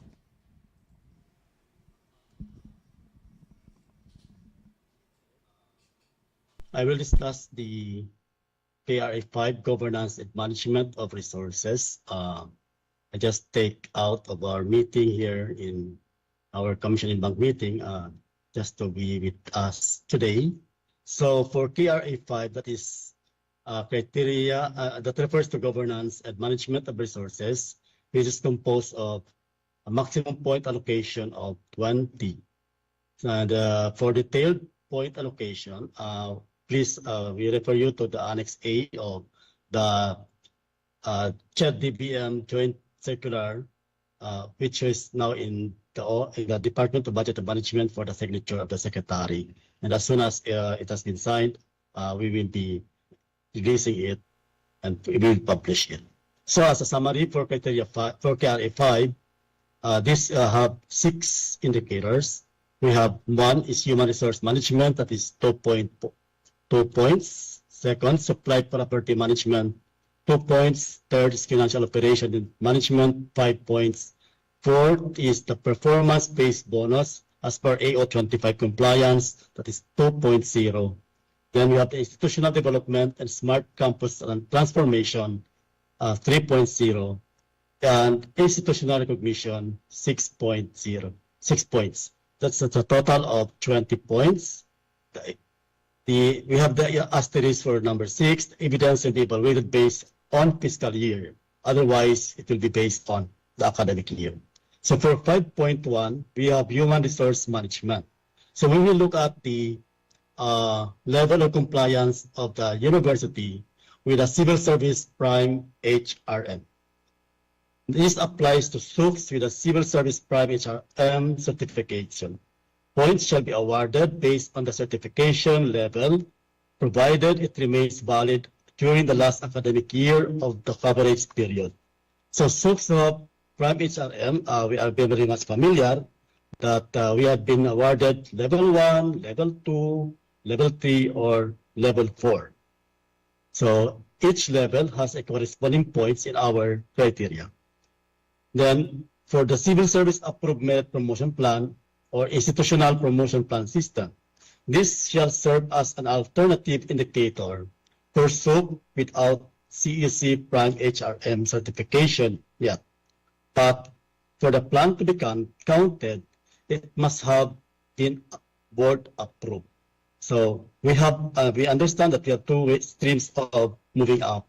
We have the merit system, and of course we have the faculty classification. So we are expecting that state universities and colleges have a board approved merit promotion plan or institutional promotion plan or system. This is also duly noted by the civil service. Then 5.2 is about supply and property management. 5.2.1, we look for your land use, development, and infrastructure plan. This is a law, and we have no other way to go but to follow the law on building. So for the initial implementation of these guidelines, SUC must submit the board-approved land use, development, and infrastructure plan within the prescribed deadline of submission as required by CHED. In subsequent cycles, additional guidelines will be provided. I hope you, the state universities, still remember that our office keep on reminding SUCs to submit their board-approved LUDIP. And we followed it up through the regional offices and through the focal person. And we're happy that almost all SUCs have submitted their board-approved LUDIP. And for you all know that LUDIP, approved by the board, that was submitted to DBM, is the basis also for the granting of our budget capital outlay for infrastructure development. Now, 5.2.2 is property, plant, and equipment, PPEs. So number one, the inventory of serviceable PPEs. SUCs must submit a copy of the annual report and fiscal count property, plant, equipment, or RPCPPE, within the prescribed deadline of submission as required by the Commission on Audit. And there must be no audit findings regarding the inventory of the properties within the period covered. I understand this is a very big challenge to all of us in the state universities and colleges regarding the inventory of serviceable property, plant, and equipment. Then disposal of non-serviceable PPEs. SUC must have at least one disposal activity within the period covered, and there must be no audit findings regarding the disposal of non-serviceable PPEs within the period covered. 5.2.3 refers to the supplies of materials inventory. SUC must have a policy and system on supplies and materials management within the period covered and should have no audit findings regarding the supplies and materials within the period covered. The next item is on 5.2.4, and it's about records management. SUCs must have a policy and system on records management and should have no audit findings within the period covered. And of course, the archive certification. SUCs must have at least one archive certification within the period covered. For financial operation and management, 5.3.1, we are all familiar with this, the budget generation and utilization. This evaluates the utilization and disbursement rate for the fiscal year within the period covered as reference from the 2020 PBB guidelines defined in Annex C of our DBM Change Circular. Both sub-indicators for the General Appropriations Act and internally generated income will use the same formula to determine the percentage of the amount obligated and disbursed. So I think I need not to elaborate the formula, because if you are a state university president, if you are a vice president for admin finance, if you are a chief administrative officer in charge of the finance accountant, we are very much familiar with this PUR. And this is a requirement not only for SUC leveling, but of course in the performance-based bonus. Now, the status of liquidation of internally and externally funded projects and programs. This indicator evaluates the liquidation status annually within the covered period for both internal projects and programs, as well as subsidies from other agencies or organizations. Liquidations must not exceed 2 years after the end of the project cycle. There should be no audit findings regarding the liquidation within the period covered to get the full points. So we always look at one of the documents that we will be looking is the COA annual report, the AR, annual audit report of the COA. Now, 5.3.3, the audit results. To obtain the maximum score of 1 point, SUC must have no COA observation or recommendation for compliance within the period covered. Otherwise, the SUC may receive a maximum of 0.6 point, provided that its average percentage of compliance with COA recommendations is between 90% and 100% within the coverage period. It must have consistently received unmodified or unqualified audit opinions throughout the period covered. 5.4, performance-based bonus based on AO25 compliance. An SUC shall be awarded a maximum of 2 points if it maintains consistent eligibility and has no recorded isolation throughout the period covered. In cases where the SUC remains consistently eligible but has instances of isolation, it shall be granted 2 points regardless of the number of instances of isolation. However, a SUC that does not maintain consistent eligibility during the period covered shall be entitled to a maximum of 1 point. For the institutional development and smart campus transformation, 5.5.1 is the Smart Campus Development Plan. With funding support from the government towards the implementation of flexible learning modalities, the SUCs must have a board-approved Smart Campus Development Plan containing the following component as outlined in CMO 9 Series of 2020.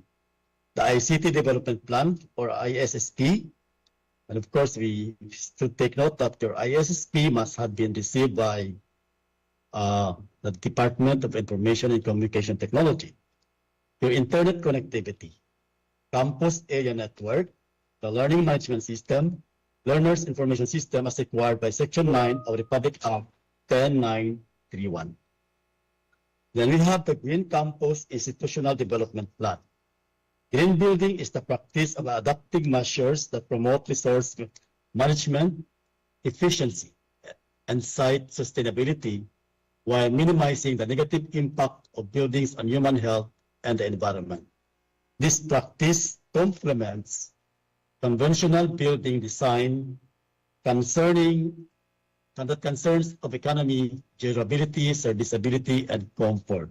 So this is in compliance of Section 9, Chapter 2 of the Philippine Green Building Code, a referral code for the National Building Code, PDA 1096. Pursuant to the Philippine Building Code, the SUC must have integrated the green building elements in its campus development plan with the following performance standards: energy efficiency, water efficiency, material sustainability, solid waste management, site sustainability, indoor environmental quality. For 5.6, that is institutional recognition, To encourage sustainable and continuous quality assurance efforts, only valid accreditation upon submission of the application shall be considered. Hence, expired accreditation status or certification by the end of the fall will not be counted except under the following circumstances. The accreditation or certificate is under the accrediting agency's grace period. So there are agencies like, for example, AACOP. If the accreditation is expired, you have still 1 year grace period. Then there is a scheduled visit by the accrediting agency within the application period. However, the application for renewal of accreditation should have been filed before the accreditation certificate expired. Then we have the international ISO certification. This is already a must for all of us. To obtain a maximum 1 point under this indicator, ISO certification must cover the institutional functions of instruction, research, extension, and academic support. If not, points will be awarded based only on the certified units and or process or scope, regardless of number. For the voluntary or optional cycle, we speak of optional cycle. This cycle, institutional ISO 9001 2015 certifications valid by the end of the application period shall be accepted, provided they reflect institutional scope as described above. Otherwise, it will not be considered institutional certification. Beginning the mandatory cycle, only ISO 21001-2019 certification issued by the TI Philippine Accreditation Bureau. Accredited providers shall be recognized under the indicator.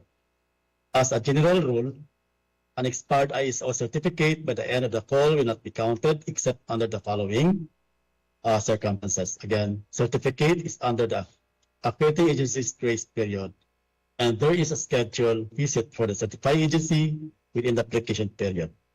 However, the application for renewal of accreditation should have been filed prior to the expiration of the certificate. Also, we give points to QS stars. Points will be based on the most recent rating received by the SUP within the period covered. Then, times higher educations or the World University Rankings for Innovation, US World University Rankings, and other international recognitions. Points will be based on the most recent rank received by the SUP within the period covered. For local institutional recognition or accreditation, we have to give points to our Philippine Quality Award. Points will be based on the most recent level received by the SUP within the period covered, and of course, CHED Institutional Sustainability Assessment or ISA. The average score shall be computed based on the scores of all the indicators or core indicators of the 5 key result areas: governance and management, quality of teaching and learning, quality of professional exposure, research and creative work, support for students, and relations with the community. All ISA results are still valid unless the Commission issued updated guidelines, and we are now working for the updated guidance for this. For private institutional accreditations from any of the CHED-recognized accrediting bodies is accepted. If the institutional accreditation certificate does not indicate level of accreditation, the equivalent points to be awarded to the institution is the maximum equivalent to the highest level of institutional accreditation. A program with an expired accreditation status by the end of the call will not be included in the count. Consideration will be given to an expired accreditation certificate subject to any of the following conditions as mentioned already above. A certification containing information on the grace period or schedule of visit from the accrediting agency along with the expired accreditation certificates must be submitted. Otherwise, program certification is considered expired. Now we have also included additional points. ASEAN Icons Internationalization Awardee. If your institution is an awardee of this ASEAN Icon Internationalization Award given by CHED, this is an avenue to recognize exemplary Philippine higher education institutions that champion the global reputation of the Philippine higher education, further commendable performance, and recognize international rankings and ratings. their blazing efforts to advance the internationalization of the Philippine higher education institutions, valuable contributions to ASEAN's regional prosperity. SOOC shall be awarded 0.5 regardless of the category of the awards received. For the voluntary cycle, points will be given to SOOC that received the said award regardless of the category, and we will be showing additional guidelines for the succeeding cycles. So that's all for PRA 5, that is governance Thank you, Sir Thank you, Sir Muyo. Muyo. and Let us now management of proceed the with Proceed po with the services. question. Thank you. Number one question po, 5.2.1 under LUDIP. Why is the Supply and Property Management Unit held accountable for the LUDIP?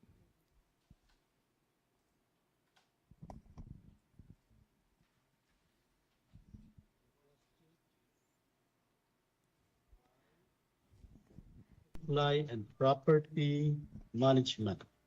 In our guidelines, in our criteria, LUDIP Youth Development and Infra Plan is under the supply and property management. Because, of course, this office, if you have your procurement office, if you have your planning and development office, they're in charge, of course, of the LUDIP. Next question. Next question. 5.3 5.3 audit results. Is it possible for any institution to have no COA recommendations or observations?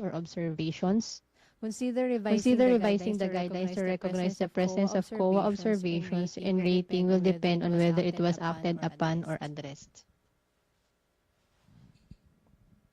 Well, every year, SOOCs, of course, we receive the annual audit report of the COA. And of course, in that AR, there are COA is giving us their observations. It may be qualified or unqualified. And of course, every time that we have the COA AOM or notice of allowances, we are also given by COA chance to come up with our catch-up plan and also submit compliance to the COA audit findings. So meron naman tayong sinasabing how many % of the COA AOMs were acted by us based on our action plan or catch-up plan. Thank you, sir. Thank you, sir. Next question, Next question po, 5.2 Green Campus Institutional Development Plan. Is there an IRR of guidelines in making the plan? SOOCs need technical manpower for this. Yes, we understand. No, we know the feelings of the SOOCs, but of course, since it is a law, we have to comply with this. We will try to take note of this, and we will go discuss this matter with our technical working group and how we can address this concern. Thank you. Another question po with the same indicator. indicator. Would it be possible or acceptable if the Green Campus Development Plan is already integrated into the LUDIP? Yeah, we will try to look at your LUDIP. Anyway, our office in OICAG have a copy of all the LUDIPs of the state universities and colleges through our CGD office. Nandito sa amin lahat ng mga kopya ng LUDIP kasi kami yun ang nagsasubmit sa TPM. So we will look at your yes. Thank you po. Sorry, sir. sir. So for 5.3.1 budget generation and utilization, there is a typo in the formula used to calculate the percentage obligated. The formula symbols are inconsistent. For example, the formula uses TO while the definition section refers. This is noted po and we'll Thank you for bringing it to our attention. We will review our guidelines. Thank you. And now let us proceed for the evaluation process. We have Dr. Mildred Libot po. Thank you po, Director Muyong. Ikaw lang po talaga makakasagot ng KRA 5. Anyway, so we'll proceed to Article 2 of the implementing guidelines. I think it's page 39. The pre-evaluation submission by the SUC. So actually, tatlo kasi yung dadaanan niya. Yung una, magsasubmit po si SUC kay Chedro. Tapos from Chedro po, i-review niya. And then sasubmit ni Chedro, or endorse ni Chedro yung application ni SUC. Papunta po kay OICAG. Tsaka pa lang po mag-start ng evaluation. So, now nakashare na po. So, first part of the evaluation process is the pre-evaluation and submission by the SUC to the Chedro. So, first, the Commission issues a call for submission of applications. So, mag-i-issue po kami ng call, kailan po mag-start na pwede mag-submit na si SUC ng kanyang application documents. Now, usually po, after po kasi nitong consultation, sabi nga namin, babalik po kami sa drawing table, no? Technical working group. We'll look at the implementing guidelines, looking at all your concerns, yung questions po ninyo. Looking at it, we would refine the implementing guidelines. And then, sasubmit po namin siya for CEB, for the approval ng CE, ng Commission and Bank po, ng CHED, ang aming implementing guidelines. When approved, pwede na po kami mag-conduct ng public orientation. Hopefully, by the time po na mapa-approve namin sa Commission and Bank, yung implementing guidelines ay napirmahan na rin po ang joint circular ni DBM, because as you know, this is a joint circular of CHED and DBM. So it was already signed by our chairperson and submitted to DBM for their signature. Sana po magsabay na siya. Pag nagsabay na po iyon, then we can conduct already the public orientation, both for the joint circular and the implementing guidelines. And try po namin that by that time din, nakagawa na rin po kami ng mga forms for the application. So, ayun po yung unang part. The Commission would issue a call. Sasabihin po namin after the public orientation po kung kailan po pwede na mag-apply. Si SUC, nagtatanong po siguro kayo, kailan kaya yung public orientation? So, we're eyeing po, target po namin is by the end of August,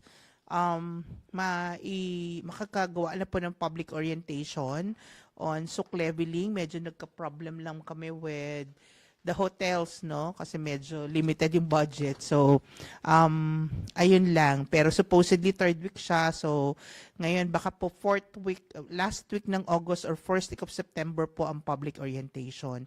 So, yun po yung tina-target namin. So, that means, at least po, at worst, no? First week ng September, kung ano yung available na hotels na makuha, more or less po siguro, a month after or 2 months after, mag-start na po yung application for SUC leveling.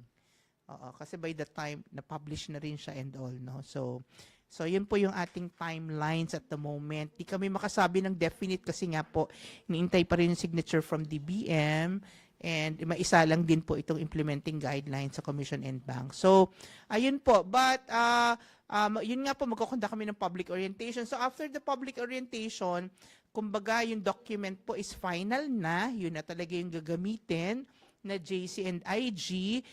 Kanina po, we kept on saying, you have yung sa draft, if you have a draft copy, makita niyo po, meron dyang Annex A, wherein all the indicators are there, together with the documentary requirements for each of the indicator. So, yun, pwede na pong mag-start ang SUC nun, Pwede na kayo mag-gather ng documents from all your campuses, from your different departments. Pwede na po kayo mag-gather nun. So, yun po. So, second would be the applicant SUC shall prepare its application.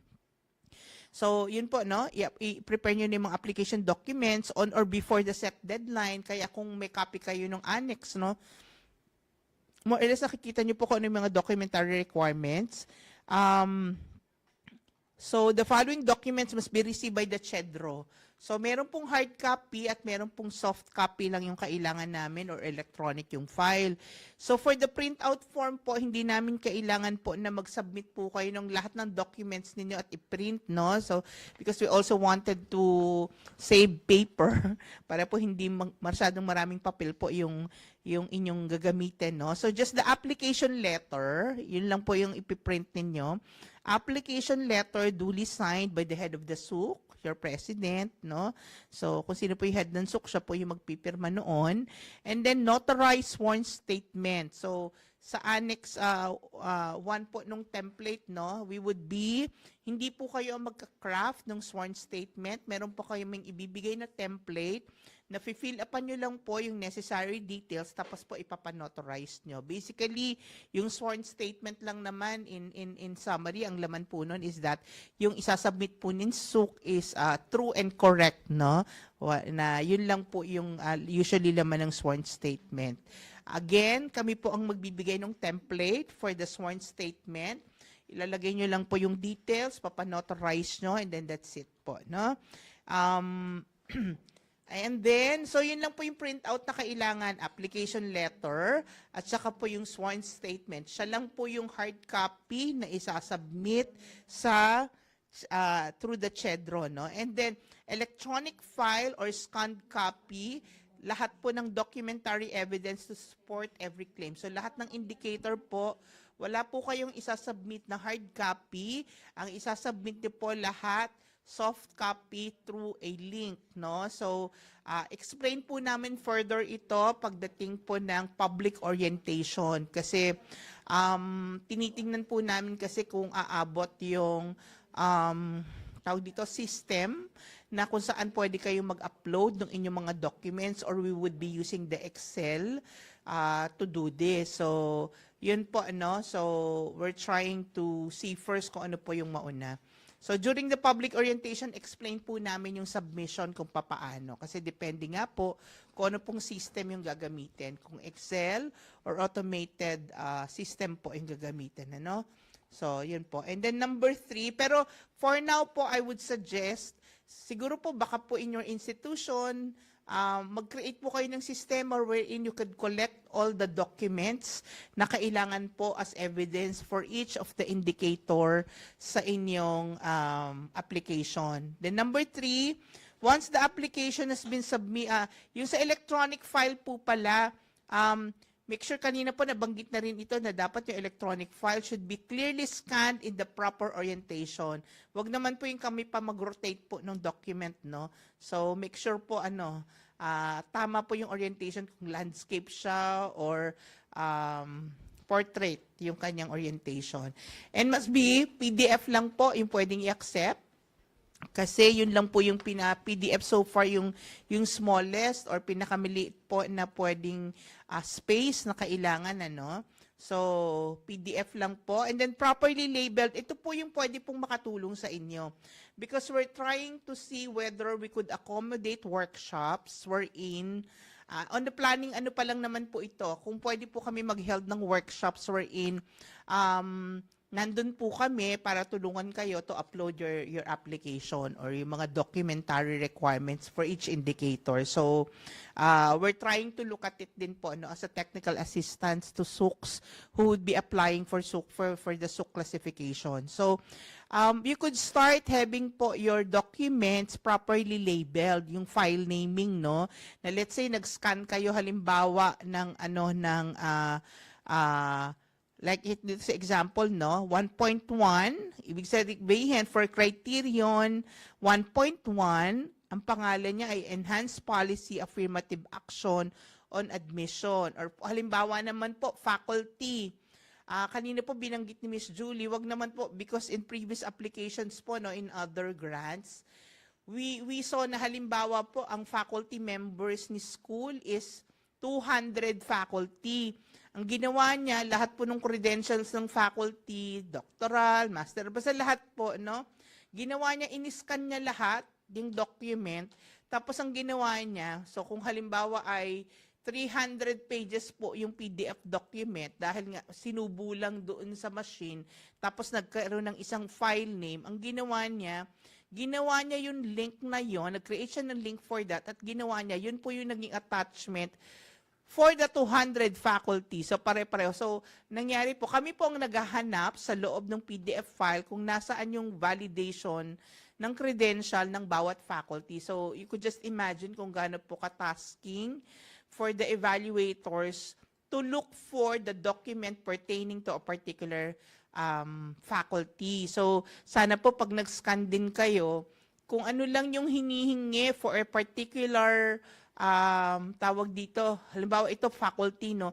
Yun lang talagang PDF na copy, na scan documents in PDF ni faculty A. Hindi naman yung si faculty A to Z, nasa isang document lang. So, pakina lang po na specific to the document requirement or needed document for a particular indicator, yung pong inyong ilalagay na dokumento. So, as of now, as I said po, pwede na po kayo mag-umpisa to collect documents if you intend to apply for this optional period, no, transitory, no, to apply for SUC leveling.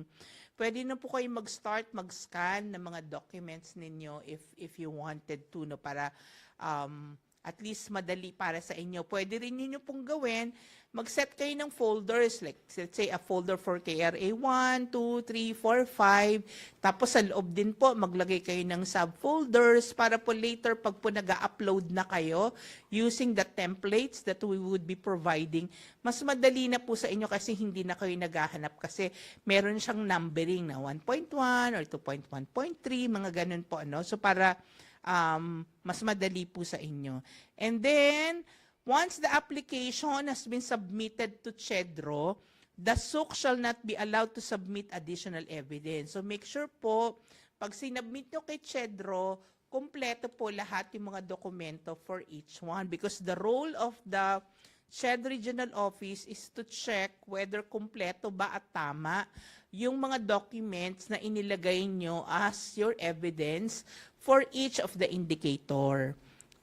Number 4, full access to the files should be given to the CHEDRO and OICAG upon submission of the application documents.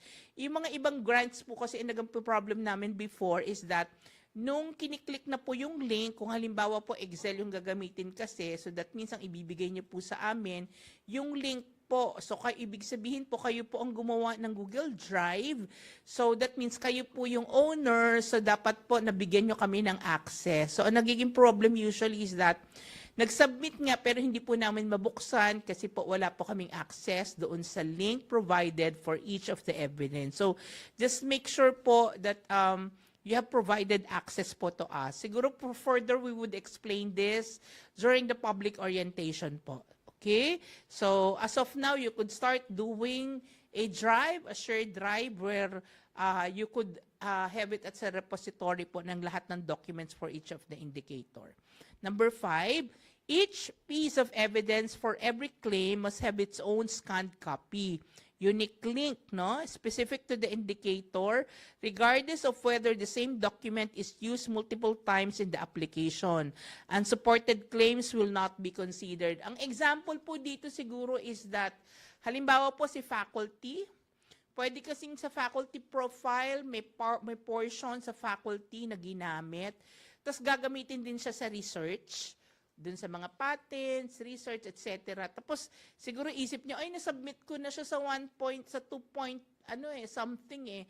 Hindi ko na siya isasubmit dun sa 3 point something, no? Kasi, naisubmit ko na siya. Hindi po. Kasi, para po hindi rin naman on our part, hahanapin namin siya. Kasi kung wala po naka-attach na evidence, we will look at it as wala po kayong, tawag dito, yung evidence kasi ay magiging basis namin para po bigyan kayo ng point. So, kahit po paulit-ulit yung document na gagamitin for different indicator, make sure po nagawan nyo pa rin po siya ng unique link or unique file name for it. So, kung halimbawa ginamit siya sa, let's say, sa 2.1.2, tapos gagamitin din siya sa 3.1.3, lagyan nyo po siya rin ng separate file name. Okay? So, kung ganun po yung mga cases, no? Number 5, Number 6, applications after the set deadline of submission shall not be considered by CHEDRO and OICAG. So, kailangan po, I would suggest, aside po dun sa taong mga nag-upload ng documents, ay mas okay din po if there is someone or a committee or a group of you from the SUC who would review the submission. Because from our experience po, most often than not, minsan po sinasubmit yung application without anybody or group of people from the SUC checking yung completeness and correctness ng submission. So, mas okay po na isubmit nyo because sabi nga po namin, once submitted po, you can add or change the application that you have already submitted. So make sure you have that process in the SUC to see to it na tama at kumpleto po yung submission ng mga documentary requirements. Okay, so that's on the part of the SUC going to the CHEDRO, yung application, ano? Second, initial evaluation, review by the CHEDRO, and endorsement to OICAG. So sa part naman po ito ng CHEDRO, no? Number 1, the CHEDRO shall check the completeness and correctness of the submission.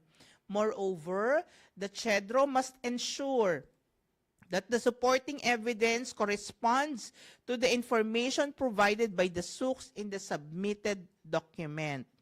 Number 2, if there's a discrepancy or a missing evidence, the CHEDRO shall return the application documents to the SUC for appropriate action.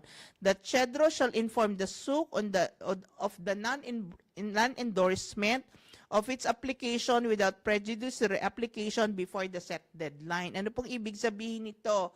For example po, nag-set tayo ng, let's say, start ng application, submission ng application, for example, ng SUC to CHEDRO is from November 15 to January 15. For example lang po, no? Ganun yung deadline.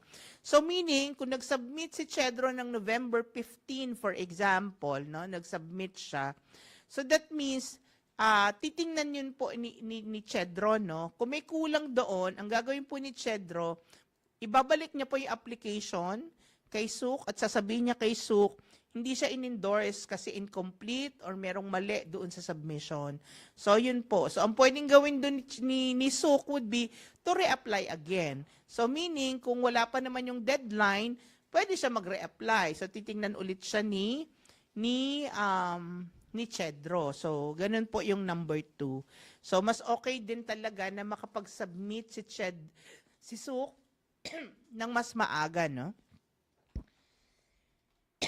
If the submission is complete, kung tama po at kumpleto, the CHEDRO shall endorse the complete application documents to OICAG. So, isasubmit po siya sa OICAG.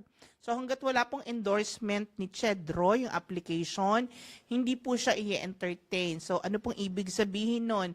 Hindi po pwedeng mag-submit directly si SUC kay OICAG. Kailangan po dumaan muna siya sa CHEDRO for the checking and validation of completeness and correctness. Number 4, the documents to be forwarded by the CHEDRO to OICAG shall include the following: CHEDRO's endorsement of the application stating the compliance of the SUC for the completeness and correctness po ng submitted application.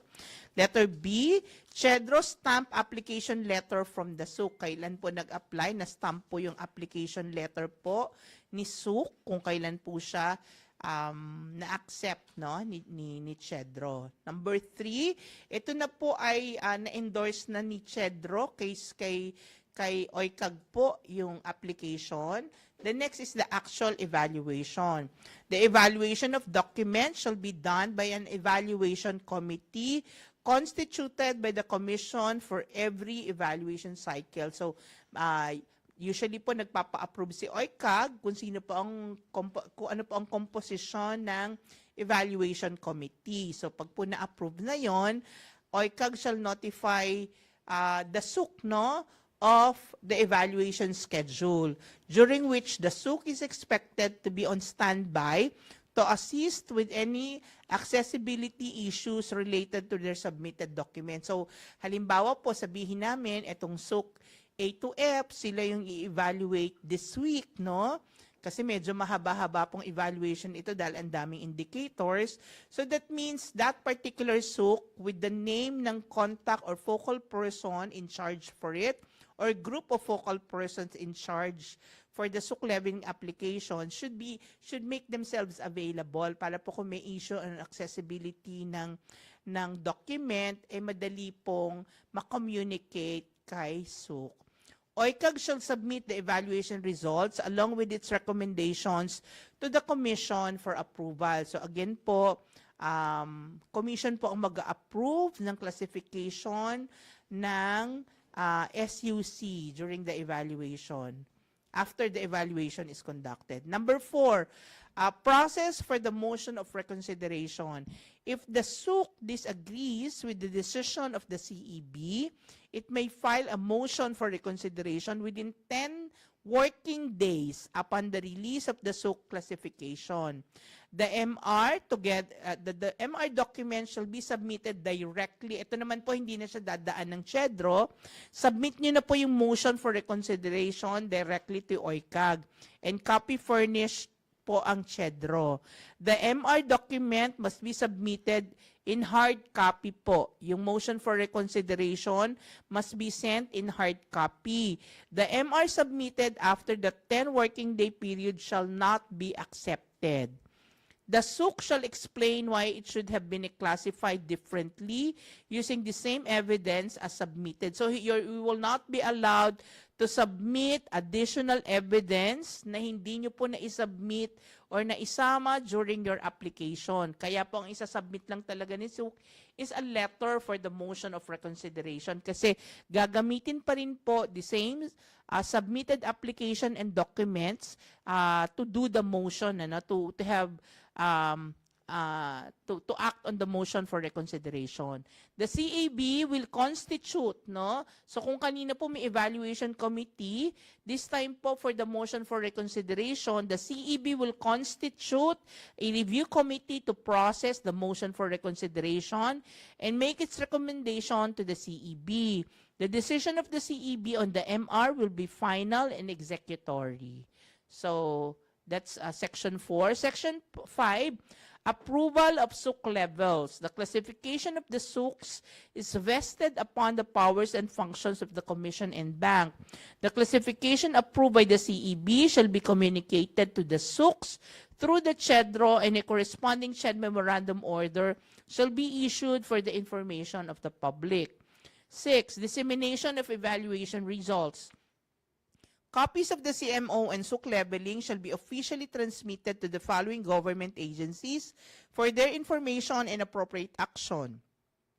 Papadalan po ang COA, ang Civil Service Commission, ang Commission on Higher Technical and Vocational Education ng ng Lower House, ang Committee on Higher Vocational and Technical Education ng Upper House, and the Department of Budget and Management padadalan din po ng kopya. Now for Article 3 on the clarificatory clause on benefits and SUC levels, for the transitory cycle, the benefits and privileges listed in Annex B of the Joint Circular will only be enjoyed by those SUCs that underwent the application using these guidelines. Otherwise, the benefits and levels stated in CMO 12, Series of 2018, and CMO 9, Series of 2019, shall be applied respectively. So, yung mga yung hindi po nag-apply, kung meron pong benefits dito sa JC na ito, sila lang po yung pwedeng mag-enjoy ng benefits na ito. Ang benefits po doon sa mga hindi nag-apply for this transitory cycle would be covered kung ano po yung nakalagay sa CMO 12 at CMO 9, yung pong nabanggit. And then, if any part of or provision of the CMO shall be held invalid, other provisions hereof which are not affected shall continue to be in force and effect. This CMO supersedes all other previous CHED issuances related to benefits, responsibilities, and conditions of autonomous. Medyo hindi po pala ito na bago, so buti nakita natin. So babaguhin namin ito. Hindi po siya para sa autonomous and deregulated status. This is for classification of SUC. No? And then Article 6, this CMO shall take effect 15 calendar days after its publication in the official gazette or newspaper or national circulation. So, ayun po ang kabuuan ng ating implementing guidelines for this one. So, I think let us entertain some questions for this. Nawalan ba tayo ng internet? Or meron tayong internet? Diba? Parang nawalan tayo ng internet. Pasensya na po sa mga nakakarinig. Parang nawalan po kami ng internet. So we would reconnect. Okay. So we would reconnect. Pasensya na po. Naririnig na ako ulit, Jules. Pasensya na po.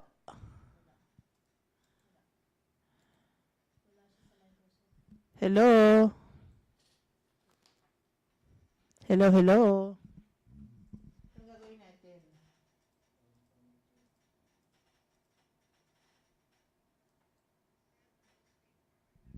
Hello?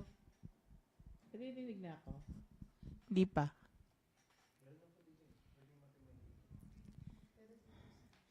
Naririnig na po ba ako ulit?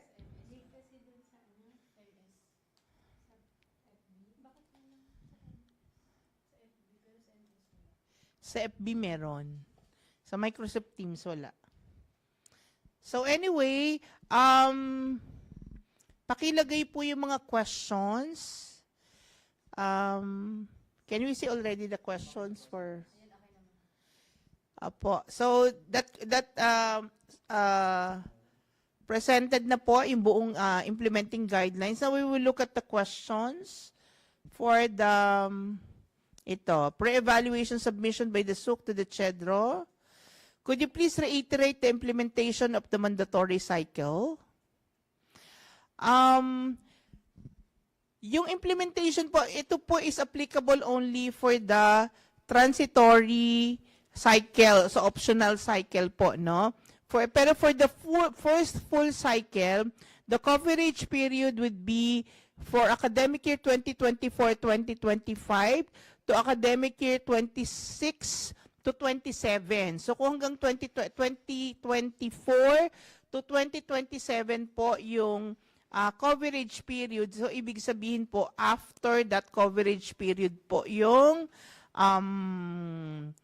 application po for the implementation ng mandatory cycle. And definitely po kasi itong transitory cycle, it includes po yung anong tawag dito? It includes yung coverage for during the pandemic.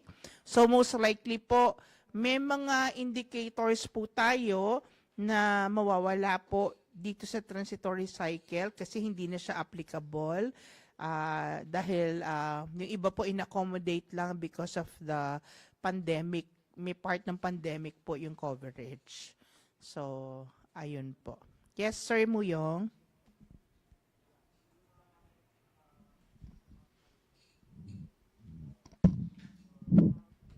Period, optional ang ating acceptance, diba? Kung gusto ng SOCs na magpa-evaluate, then that's their option. But in the next cycle, mandatory na lahat ng mga SUC should submit for SOC leveling. Sa ngayon, optional. Kung gusto nila magpa-evaluate, then sa kanila yon. Opo. Okay. Next question. Initial evaluation review by the CHEDRO and endorsement to ICAG.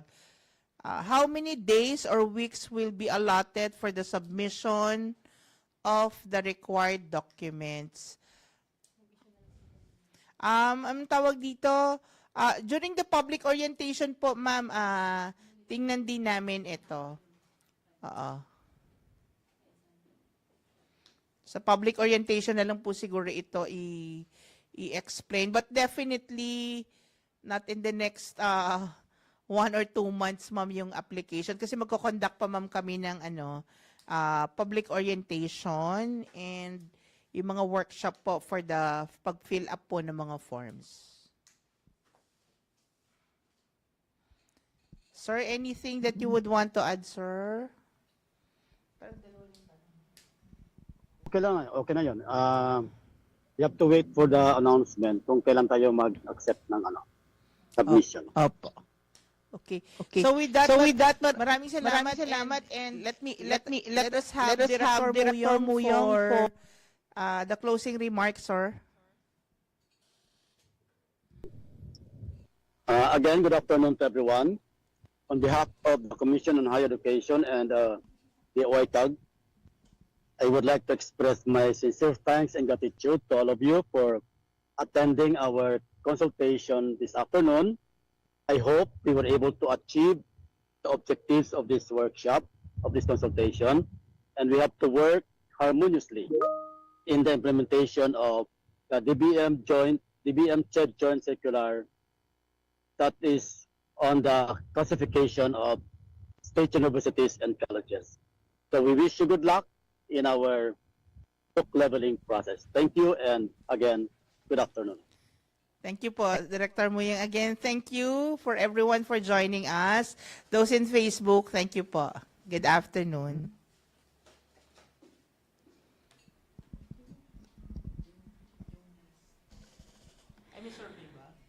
Hello po. Okay. For the next part po, we kindly request all participants to complete the client satisfaction form through the following link po presented po sa MS Teams. You may now take a photo po of this slide po for easy access po sa inyo. And again, as a gentle reminder po, if you do not have a Telegram account, kindly install the application and register as it will be used for updates and coordination. Once done po, please complete the registration form again. And next, please register using your official institutional email address po only to ensure proper identification and communication.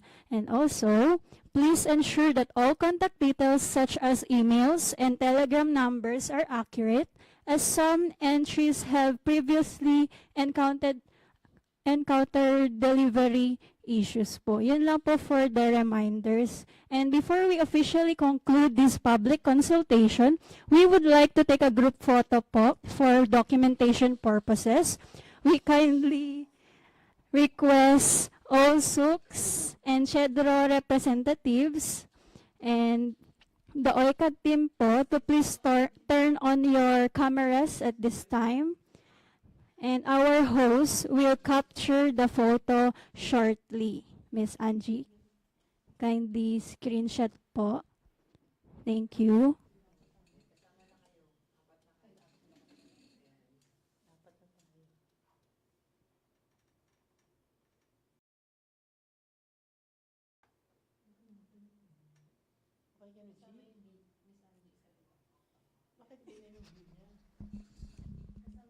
Okay, sir. Good afternoon po ulit. Sige po.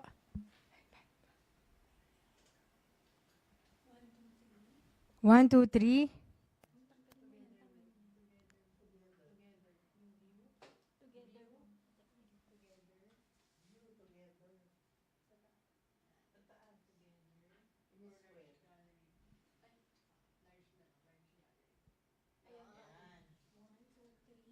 One, two, three.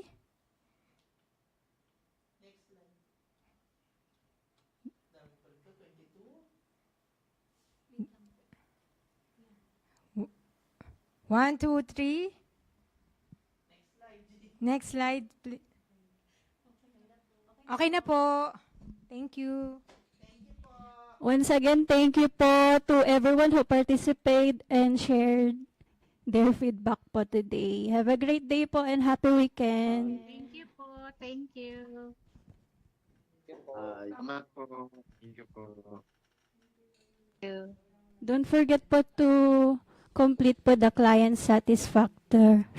satisfaction form po. Thank you.